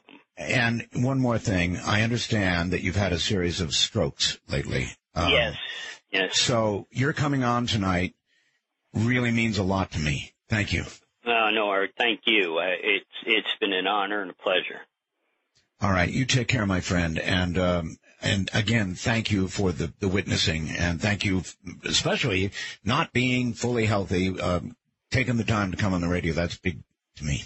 No, Art, it was my pleasure, and I'm so excited that you're back on. That we can be at the pinnacle again, and that's a great thing. Dan, thank you. Okay, bye-bye. Take care. Bye-bye. All right, that was Dan McAvoy. Obviously an amazing guy, and he has been in ill health, and it took a lot for him to come on tonight. Doctor, are you still there? Yes, I am, Art. Okay. May I add something at this moment? Yeah, sure. Dan McAvoy is a great man. He is a great friend, and he has sacrificed a lot for me. And there are a lot of others who have sacrificed a lot, plus their lives. There are 9 people who gave their life to help me, and other researchers who gave me support who are no longer with us also. Some of these people were murdered, in my opinion, to keep this from coming out to the public. Mm-hmm. These are people like Wendell Stevens and Donald Ware and Dr. John Mack and Zachariah Sitchin, Dan McAvoy, Dave Thomas, Zachariah Enoch. These are all people from all over the world who gave me their time and found out that what I was saying was true. And they gave their lives to protect me and to get this truth out. And I thank them forever. Right. There's been so much controversy around this case. All right, Dr. Reed, we're going to take some calls, if that's okay with you. Yes, perfect. Let's rock. Hello there, Dark Matter. You're on the air with Dr. Reed. Yes, Art, thanks for taking my call, first of all, and Roswell's to you, sir. Thank you. My question is for Dr. Reed, obviously. Did Freddie, did the alien ever relay to you through telepathy or otherwise as to its possible origin and why it might have been in the forest that day? Why did you run into it? Did he hint to you in any way for the possibilities of this? Thank you for taking my question. I'll take my answer off the air. Sure, it's a good one, too. Yes, he did. After a period of years of communicating with this little guy, I have kind of built up some idea about how he formulates his communication. Mm-hmm. First of all, he's a genetically engineered worker. He is designed and built to do the same type of job that we would send a rover to do on Mars. But the only difference is he's biology. He was designed to be in our environment, in our atmosphere. So he's like a biological probe. Exactly. But he has all the sensitivities of a living person. He is alive. He is a living creature who has feelings and curiosities. He's very curious. But he doesn't have a great extensive knowledge base. I think it's designed so that it does a job. It was built to do a job. And for the most that we can determine that was something to do with geology of the area that I found him in. All right. That he was doing something to do with the earth and the geology. He talks. He makes sounds. I even have a recording of what it sounds like when he was in the garage with me, when he would make this chirpy, squeaky sound. Do you have that with you? Yes, I can play it. Play it. Part of it. Okay, it's a little difficult to hear, but you'll hear me in the background. Go for it.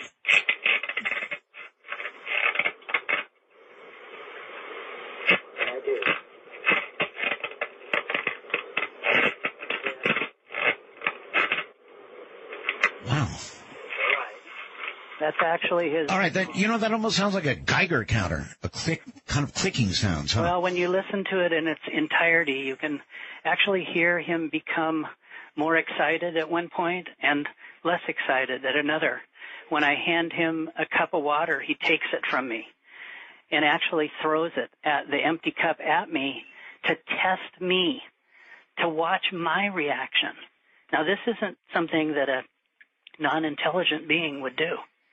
This is something that an animal would do. All right, back to the phones. Dark Matter, you're on the air with Dr. Reed. Hello. Hello, Dr. Reed. Have you taken any DNA samples of this space alien? And I'm SR-31 from Coast Guard. Goodbye. Okay. And there were samples taken, right? Yes, there were blood and tissue samples. Harold Chacon and 2 other biologists did the work. 2 of them are dead. The head pathologist of the University of Washington Pathology Department was killed in his office when they were ready to release this within a week. But again, the results of the testing. Many of the results are still available. We have actually published them on the web years and years ago. Okay. And, of course, as soon as we would publish them, they would amazingly disappear within moments. Of course. Dark Matter, you're on the air with Dr. Reed. Hello. Hello.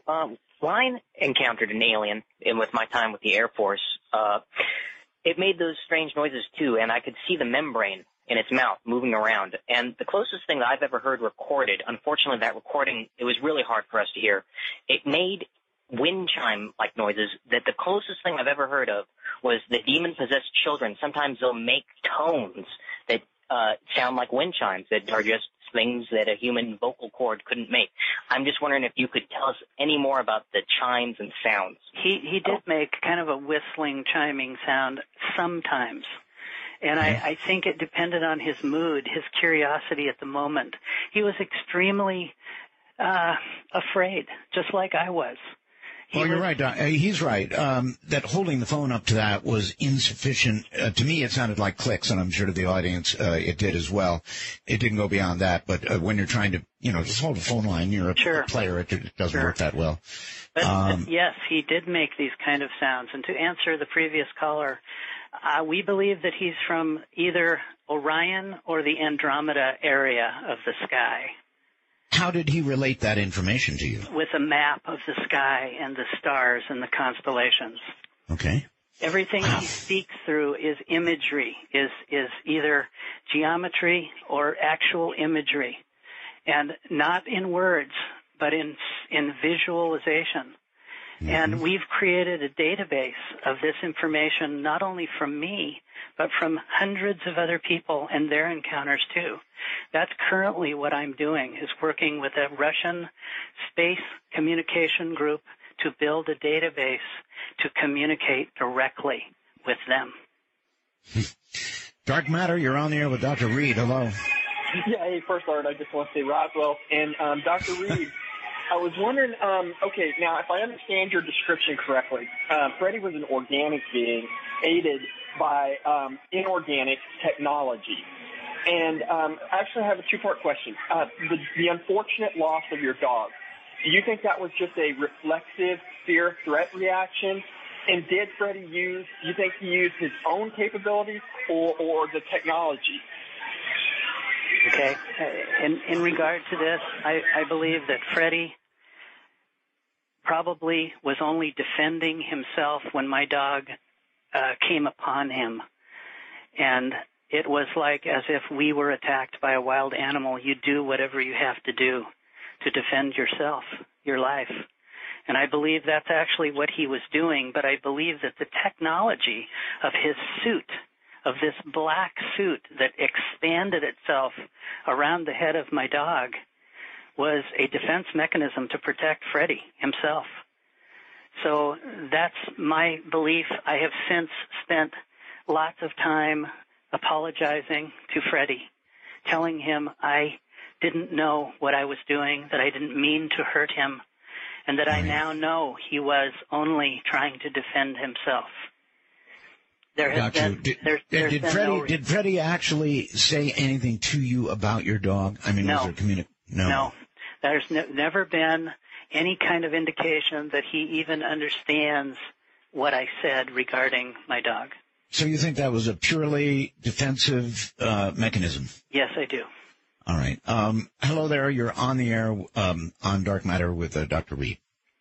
Hi, Art. Jake here. Thanks for taking my call. Dr. Reed, you bet. you said that he communicated with you, and another caller asked that question, and you answered it pretty good. Have you ever gotten any feelings about what they're looking for? Why are they here? I know they're here checking out plant life, that kind of thing. But what is their purpose? Is there something more that they're wanting to do? Yes, there is. Wonderful question. Okay. It's very involved, the answer, but the short answer is yes, I have a pretty good idea of what they are doing. They are caretakers. They are caretakers of life, not only of plant life, but all life. This planet is nothing more than a huge, huge melting pot of life, a jewel in the universe, as some would say, where beings, where creatures have been put possibly to thrive and survive. And maybe we are the same. Maybe we are part of that group that was put here, and that we are also being carefully tended to, carefully loved. Were you made aware of his mission? I mean, for example, that encounter in the woods and the obelisk, he had to be in the middle of some mission or movement or something to be there at that time for you to have that encounter. What was Freddie doing? Were you ever made aware? It was something to do with the geology of the area, that they were monitoring something to do with that area. What's very interesting is if you take a compass up to that location, it'll just spin. It'll just spin endlessly. Really? And other people have gone there.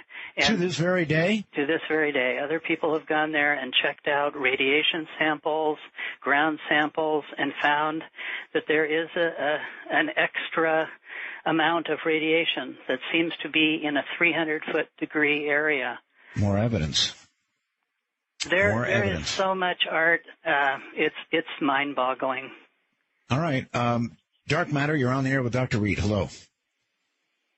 Hello. Yes. Oh, I'm sorry. I didn't know I was on the line there. You are. Roswell, sweetheart. Thank you. Jonathan, I'm wondering that object that you described being stationary, that sounds an awful lot like me, like an obelisk. Like 2001. Well, that is what I called it, the obelisk. Okay. And when you fell against it and you froze your hand, I'm wondering if that was its living chamber, where it's the same as if it was in your freezer. I don't think so. I never felt that about that. I felt more that it was a doorway, maybe an interdimensional doorway that allowed him to come and go there using slipping dimension to travel through time and space. Okay. Have you ever heard of Robert Ghostwolf? Yes. In fact, I have spoken with Robert Ghostwolf many times. I've interviewed him. Sure. I remember I've been a long-time listener of ours since 93. He described a lot of futuristic events happening due to fluctuation in vibrational levels, and I wonder, like you're surmising, is that this is an interdimensional being? Absolutely. Okay. We felt the same way, and when talking with Robert, he said the same thing, that this was definitely that. Somebody named Sam is coming through the wormhole and just asking, what was described to us, that you disappeared with that bracelet and then reappeared. Sam is asking, where did you go? Are you able to tell us where you were during that apparent teleportation? Sure. I became very, very violently in the moment when I put it on. It becomes a huge pressure inside of my chest, almost what must feel like a severe heart attack. It radiates to my extremities. I start to lose my sight down to almost a singular or tunnel type vision that becomes almost black, and then all of a sudden it becomes completely clear. And I was in a large, oval, egg-shaped room, probably 50 feet high, 30 feet wide, And in that room was standing another entity, and I'm very careful about how I say this, that was probably 10 to 15 feet high, standing off the side of this wall, looking down on me. It was gold. It was large. It looked like it had big golden robe wrapped around it, almost like it had wings and a shape without a complete face. But in this second, when I was there, I was inside of it. It was inside of me. It was like being in the presence of an angel or God. Did it communicate to you? It communicated before I could even say anything. It was answering my thoughts. It was telling me, you are important. All life is important in the universe. There is one creator for all life, but we all have to work together to find the harmony in this life. And that is their job. All right, Doctor, hold tight. Dr. Jonathan Reed is my guest. You're listening to Dark Matter exclusively on Sirius XM Radio. I'm Art Bell.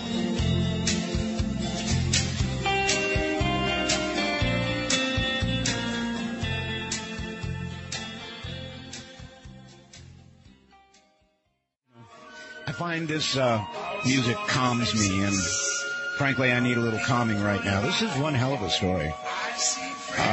Believe it, not believe it, think it's a hoax, think it's gospel, whatever. It's a hell of a story. That's all there is to it. Let's see. I've got a message from the wormhole asking, Doctor, if you know the coordinates to this location where the compasses spin and where all this occurred. No, I don't know the exact compass coordinates, and to tell you the truth, I wouldn't give it out because people would go there and tear the site apart. They would. They absolutely would. There's no question about it. So I was very careful in locating it just a little bit out of the actual site when I wrote about it. Good. Because, you know, what you're saying is the absolute truth. Dark Matter, you're on the air with Dr. Reed. Hello. Art, Roswell, thank you for taking my call. Thank you. My initial call that I told the screener has been answered several times. So to jump from that, Dr. Reed, I was curious. You said that the alien spoke to you talking about how life is very important, and I was wondering if it had given you any sort of sense that it or they believe the human race to be a bit arrogant in assuming that we are the highest form and most important directive of life on this planet. Well, first of all, the one who told me about their feelings toward us was what I call the elder, one of the elders, which is a totally different kind of being from Freddie. This is a light being. This is energy, just pulsing energy that was inside of me the second I was there. I didn't want to leave. I didn't want to ever leave that spot. I've never felt so much love and tenderness in my life. It was like being in the arms of your mother. There was no feeling that we're arrogant to them. There was a feeling that we're naive, that we're young and we're very undeveloped, and that we need time to grow and nurture and feel what this life is really all about. That this life is to be lived, to find the harmony, to find the frequency in our lives, to learn to find that energy, that love that we are supposed to be experiencing. No complaints about American exceptionalism, huh? No. Okay. No identification of said area or territory. Okay. Dark Matter, you're on the air. Hello. Hey, Art, you there? I am indeed. Mega Roswells to you, Art. Mega Roswells. Thank you. Hey, Dr. Reed, real quick, I'll cut to the chase and listen off the air, but obviously Freddie has turned your life upside down and many others around you. If you could take it all back, would you? Would you not want to be the one that had to deliver the message? Thank you. What a great question. Thank you. Great question. If you could undo it all, if you could just have it disappear, kind of like you do with a bracelet, would you do that? Well, on one side of that question, absolutely. I had a great life prior to this. I had all the things that represent the American dream.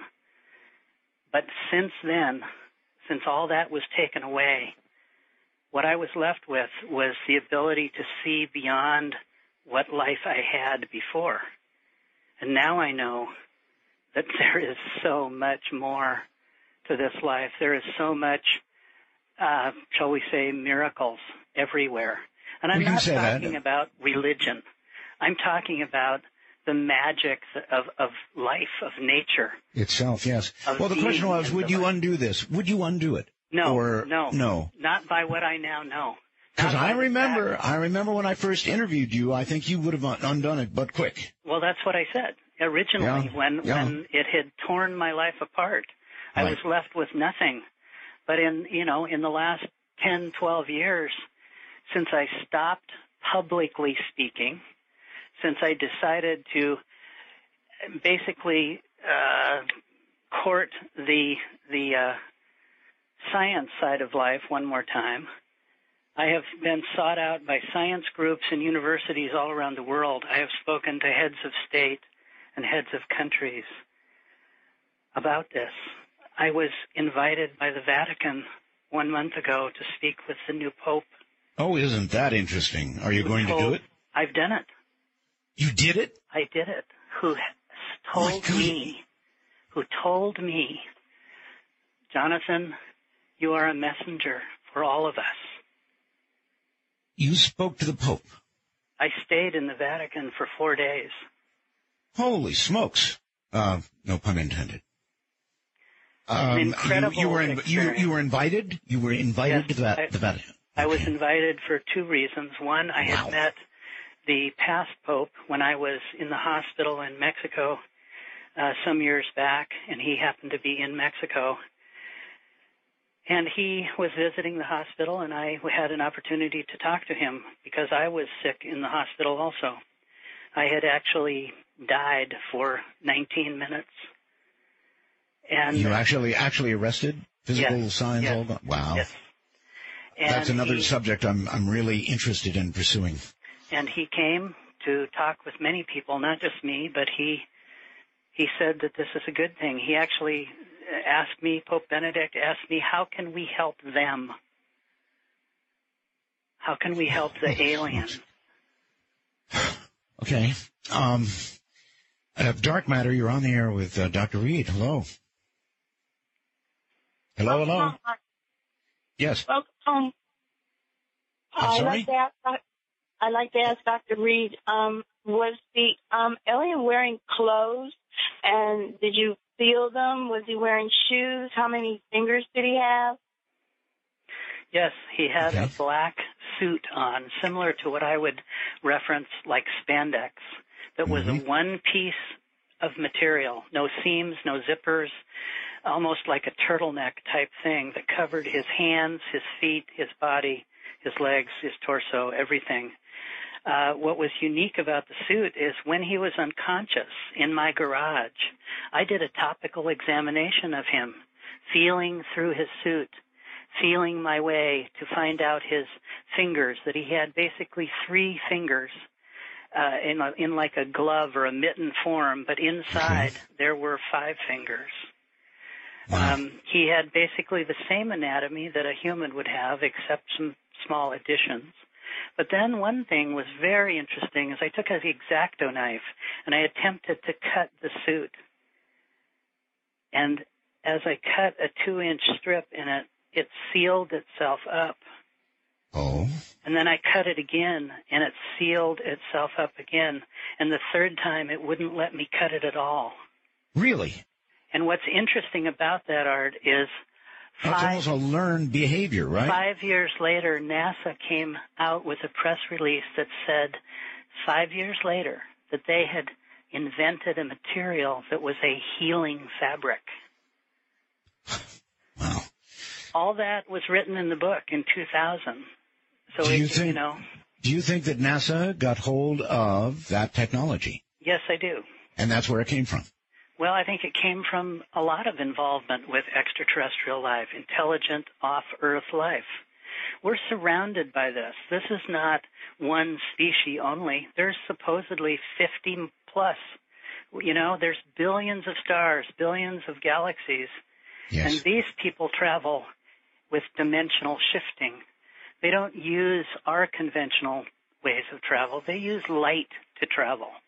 Well, everything you've described, Doctor, about the vibrational shifting, both of the alien creature in the woods, of you with the bracelet on, all of that smacks of vibration, of course, smacks of frequency, and frequency seems to be at issue here in terms of... Let me say something about that, Art, and it's good that you bring that up. All of the religions of the world talk about harmony in their basic rule. Their basic rule. I'm not talking about their protracted politics. I'm talking about their basic rule. And harmony in science, harmony translates to frequency. And frequency translates to energy in science. All of them talk about finding the harmony within your family, within yourself, and extending that harmony, extending that frequency to bring us back into balance. You talked last night. Go ahead. It's gonna make sense to a lot of people. Last night you talked with Dr. Greer about the fact that our world is out of balance. Well, that's what they're telling me.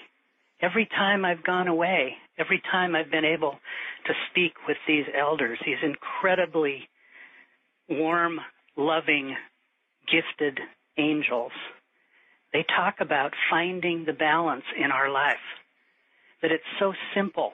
We've made it difficult. We're the ones who have put on blinders and refused to bring it back home. You want to find love in your life, Art? Look in your daughter's eyes. Oh, I know. And if we did more of that, think how much better the world would be. Dark Matter, you're on the air with Dr. Reed. Art? Yes. Oh, yeah. Art.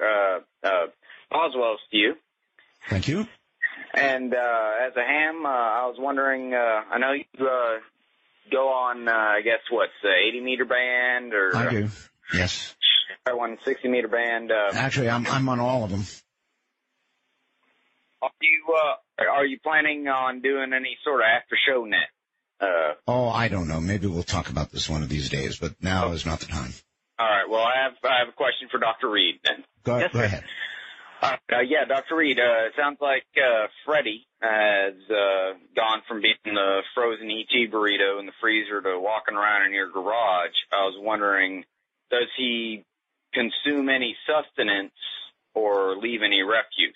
Does he eat anything? All right. That's a good question. All right. Does he take in any... I try to feed him all kinds of things, including dog food, tuna fish, steak, grass, vegetables. The only thing he ever took that I ever saw him consume was water. Water. And as far as leaving anything behind, never. Not a thing. Okay. He's obviously referring to the biological process. Right. Right. Dark Matter, and you're on the air with Dr. Reed. Hello. Hi, Art. Can you hear me? I hear you.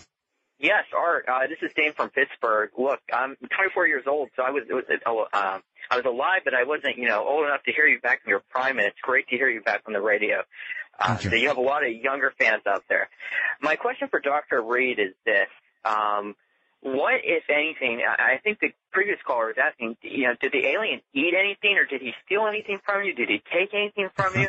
I mean, he was in your freezer, so did you have any pizza rolls missing or anything missing? If you could answer that, I'd be appreciated. Yeah, nothing was missing. Yeah, especially pizza rolls. But and he only drank water, only water.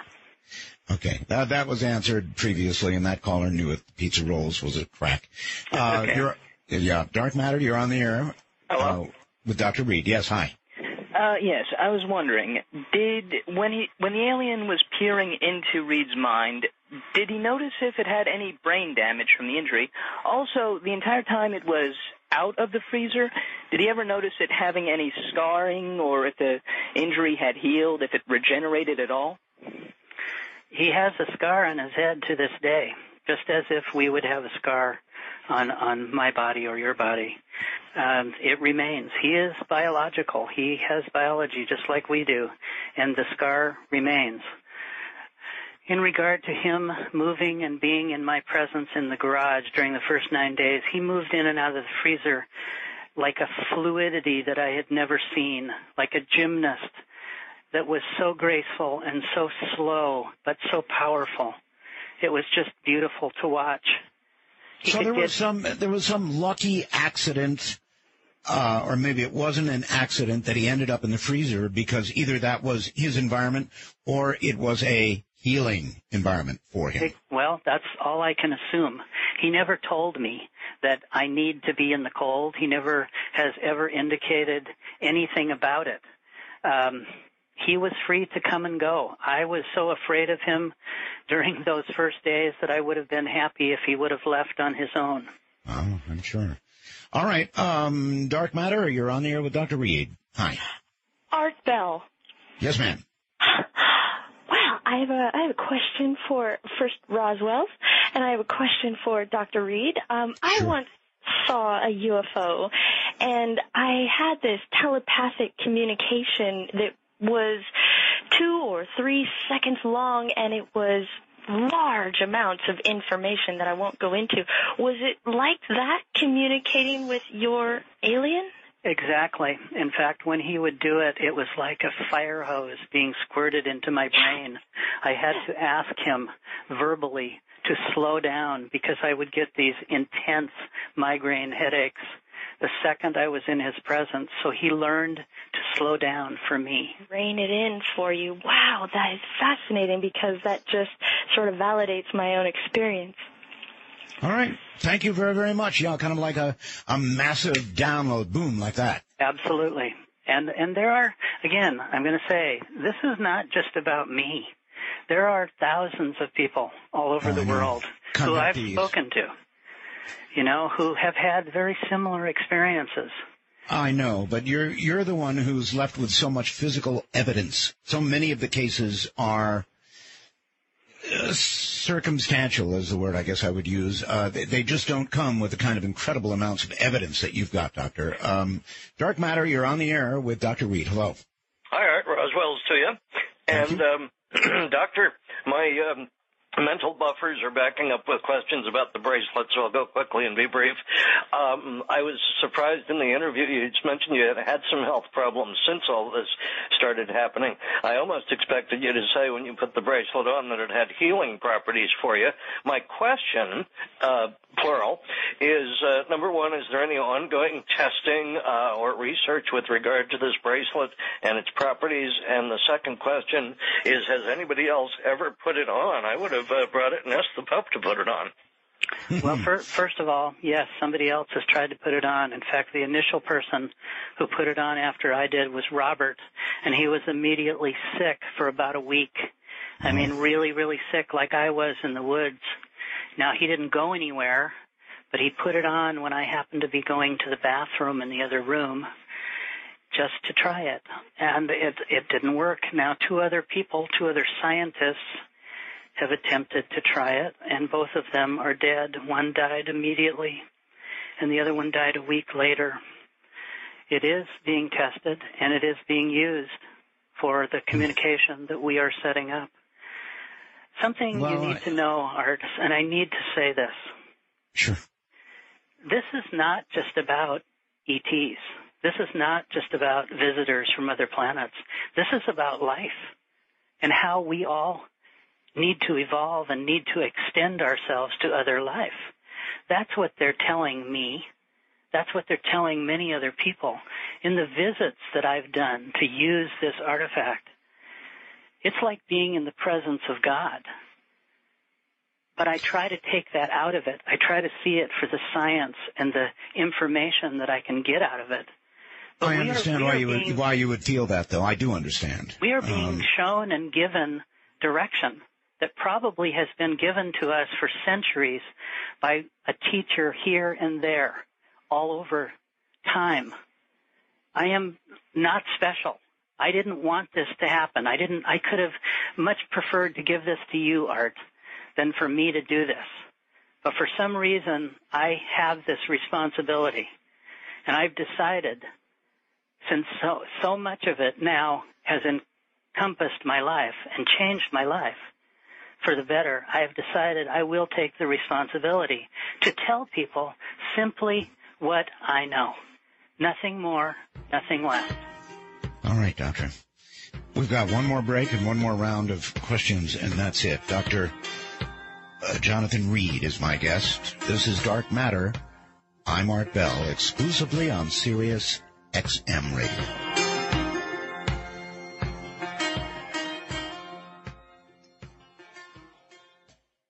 Maybe after you've had an experience like Dr. Reed's, you don't fear the Reaper anymore.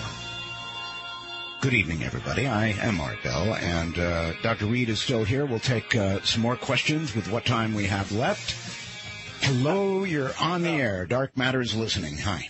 Art Bell. Yes, sir. Roswell's, thank you. I had recently seen an interview with a doctor. He was a professor of neurology, not a particularly religious man, self-described, and his explanation of when he had a form of meningitis and he thought that he had passed through was strikingly similar to the doctor's explanation of talking to the golden being. Mm-hmm. And maybe there's a similarity between the two. Very much so. Very much so. I believe this is happening to many people all around the world. You know, this life is a precious thing, and I think there's a lot more to it than what we can perceive, what we can actually comprehend. This is something that I think we need to unlearn about our modern times. I think we need to take the blinders off that are politically motivated, that are economically motivated, and get back to the basics of what this life is supposed to be. It's supposed to be lived. It's supposed to be experienced and cherished. That's Doctor, yes. I had a massive heart attack at one time, and I remember fading away, and people speak of the walking toward the light, and I was afraid to walk toward the light. But I felt compelled to do so. Let me tell you something. I know that our lives continue. I know that we are immortal. Our soul, our energy that lives within inside of us. I've seen it. I've seen where it goes. Have seen the process in front of my very eyes. I hope you're right about that. I really hope you're right about that. It's unquestionable to me. I have seen it, Art. I wish I had seen it, and I wish I could say it's unquestionable to me. I can't say that. That's awful, huh? I can't say that. I question everything. Hi, Dark Matter. You're on the air with Dr. Reed. Hello, Art, and hello, Dr. Reed. Hello. My default position, having grown up around the nation's capital, is to be skeptical. But about 22 years ago, I had an experience. It was not UFO related. It was metaphysical, but it knocked my socks off. And one night I'll call and tell you about it, Art. But here's my question for you. I missed the first part of the interview, and I kind of pieced together that you were a doctor having to do with psychology, and I think this happened in the state of Washington in the 90s. Correct. And I also get the sense that you were affiliated with some sort of university in the state of Washington. Let me add for you, sir, that if you miss the first part of it, immediately after the show, it begins repeating. So. Oh, yes, I know. I'm going to catch it. But my question is, and you might have answered it before, but did you lose your job over this? I mean, outside of the shock of it happening, what were the ramifications? Well, the ramifications was that I lost everything. Everything was eliminated from my life by a government-type faction, by a group that systematically eliminated my bank accounts, all of my accreditation, my job, everywhere that I went, including my passport and my birth certificate didn't exist. The only way that I got a passport back was I had a law firm threaten to sue the U.S. government that we were going to plant a story in every major newspaper in the United States that the U.S. government had refused to give me my passport back because I had had an extraterrestrial experience. I got my passport back 4 days later. Dark Matter, you're on the air. Yes. Hi, Art. Hello. Thank you for taking my call. I got a quick question for the doctor. I'm just curious. I know for every force there's an opposing force, and the people who tried to destroy his life, are they still after him? And why do you think that they would be opposed to the goodness that's coming from this? All good questions, yeah. Believe it or not, the major conspiracy to silence me and anybody around me comes from the United States of America. And I think that's interesting in itself. Most other countries have either submitted the fact that extraterrestrial life does exist and they have files that prove it. They don't seem to bother me. They seem to leave me alone. I live in Vancouver, Canada, and and for the most part, I don't do much in the United States. As of 2004, I quit speaking in the United States because too many people were dead. And I decided I would go a different direction. And it's not that I'm not speaking. It's that I'm speaking to a different type of group who's willing to listen. And that's all I've ever asked, was just for people to listen. Right. The wormhole is asking what happened to Gary. Is Gary alive or dead? Well, after we went on your show, Art, I had not had any contact with him for years. Nobody thought he was alive, and some relatives of his called me, verified, in fact, who I was, and I went to see him. Gary had been beaten and left for dead on the side of a road with severe brain injuries and literally was on his last moments. And I used the Link artifact and took him with me to that round room and saw his life change before my eyes. I saw him, his spirit, his energy, his life force, whatever you want to call it. I saw it given back to him and him put in to the collective. And those are my words. Everybody who's even had a brush with you and this whole thing has been affected dramatically, haven't they? Yes, and we're still standing, Art. That's the amazing thing. We don't do any advertising. We don't do any, like Dan said, we've probably given away as many books as we've sold. But by the grace of God, by the grace of other people who have helped this to continue, I will keep speaking to those who want to listen, because I know something.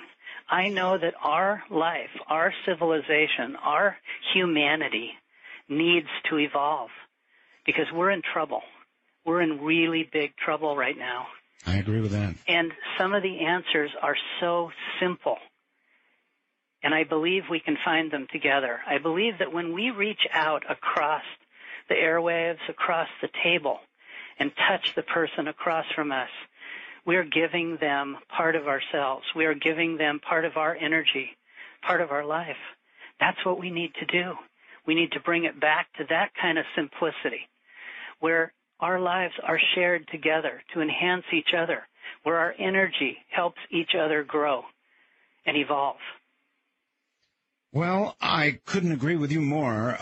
Whatever with the rest of this story, what you just said is absolutely true. We're in deep trouble, and we need a new direction. That probably is obvious to everybody. Well, I've taken the responsibility of the gift that I was given, and I now take it very seriously, and I know that others need to listen. Not just to me, but to the idea that life can be so much better if we just work together. Dr. Reed, we're leaving all the lines full, zillions of them blinking. Thank you for being here. Thank you for the message. Thank you for taking the calls. And most of all, thank you for relating the story in such great detail once again. Art Bell, I want to say, Roswell, I want to say God bless to you, your current family, your past family, and find that harmony. Good night, my friend. Good night. Thank you. We make it to tomorrow. Will the sun shine on you?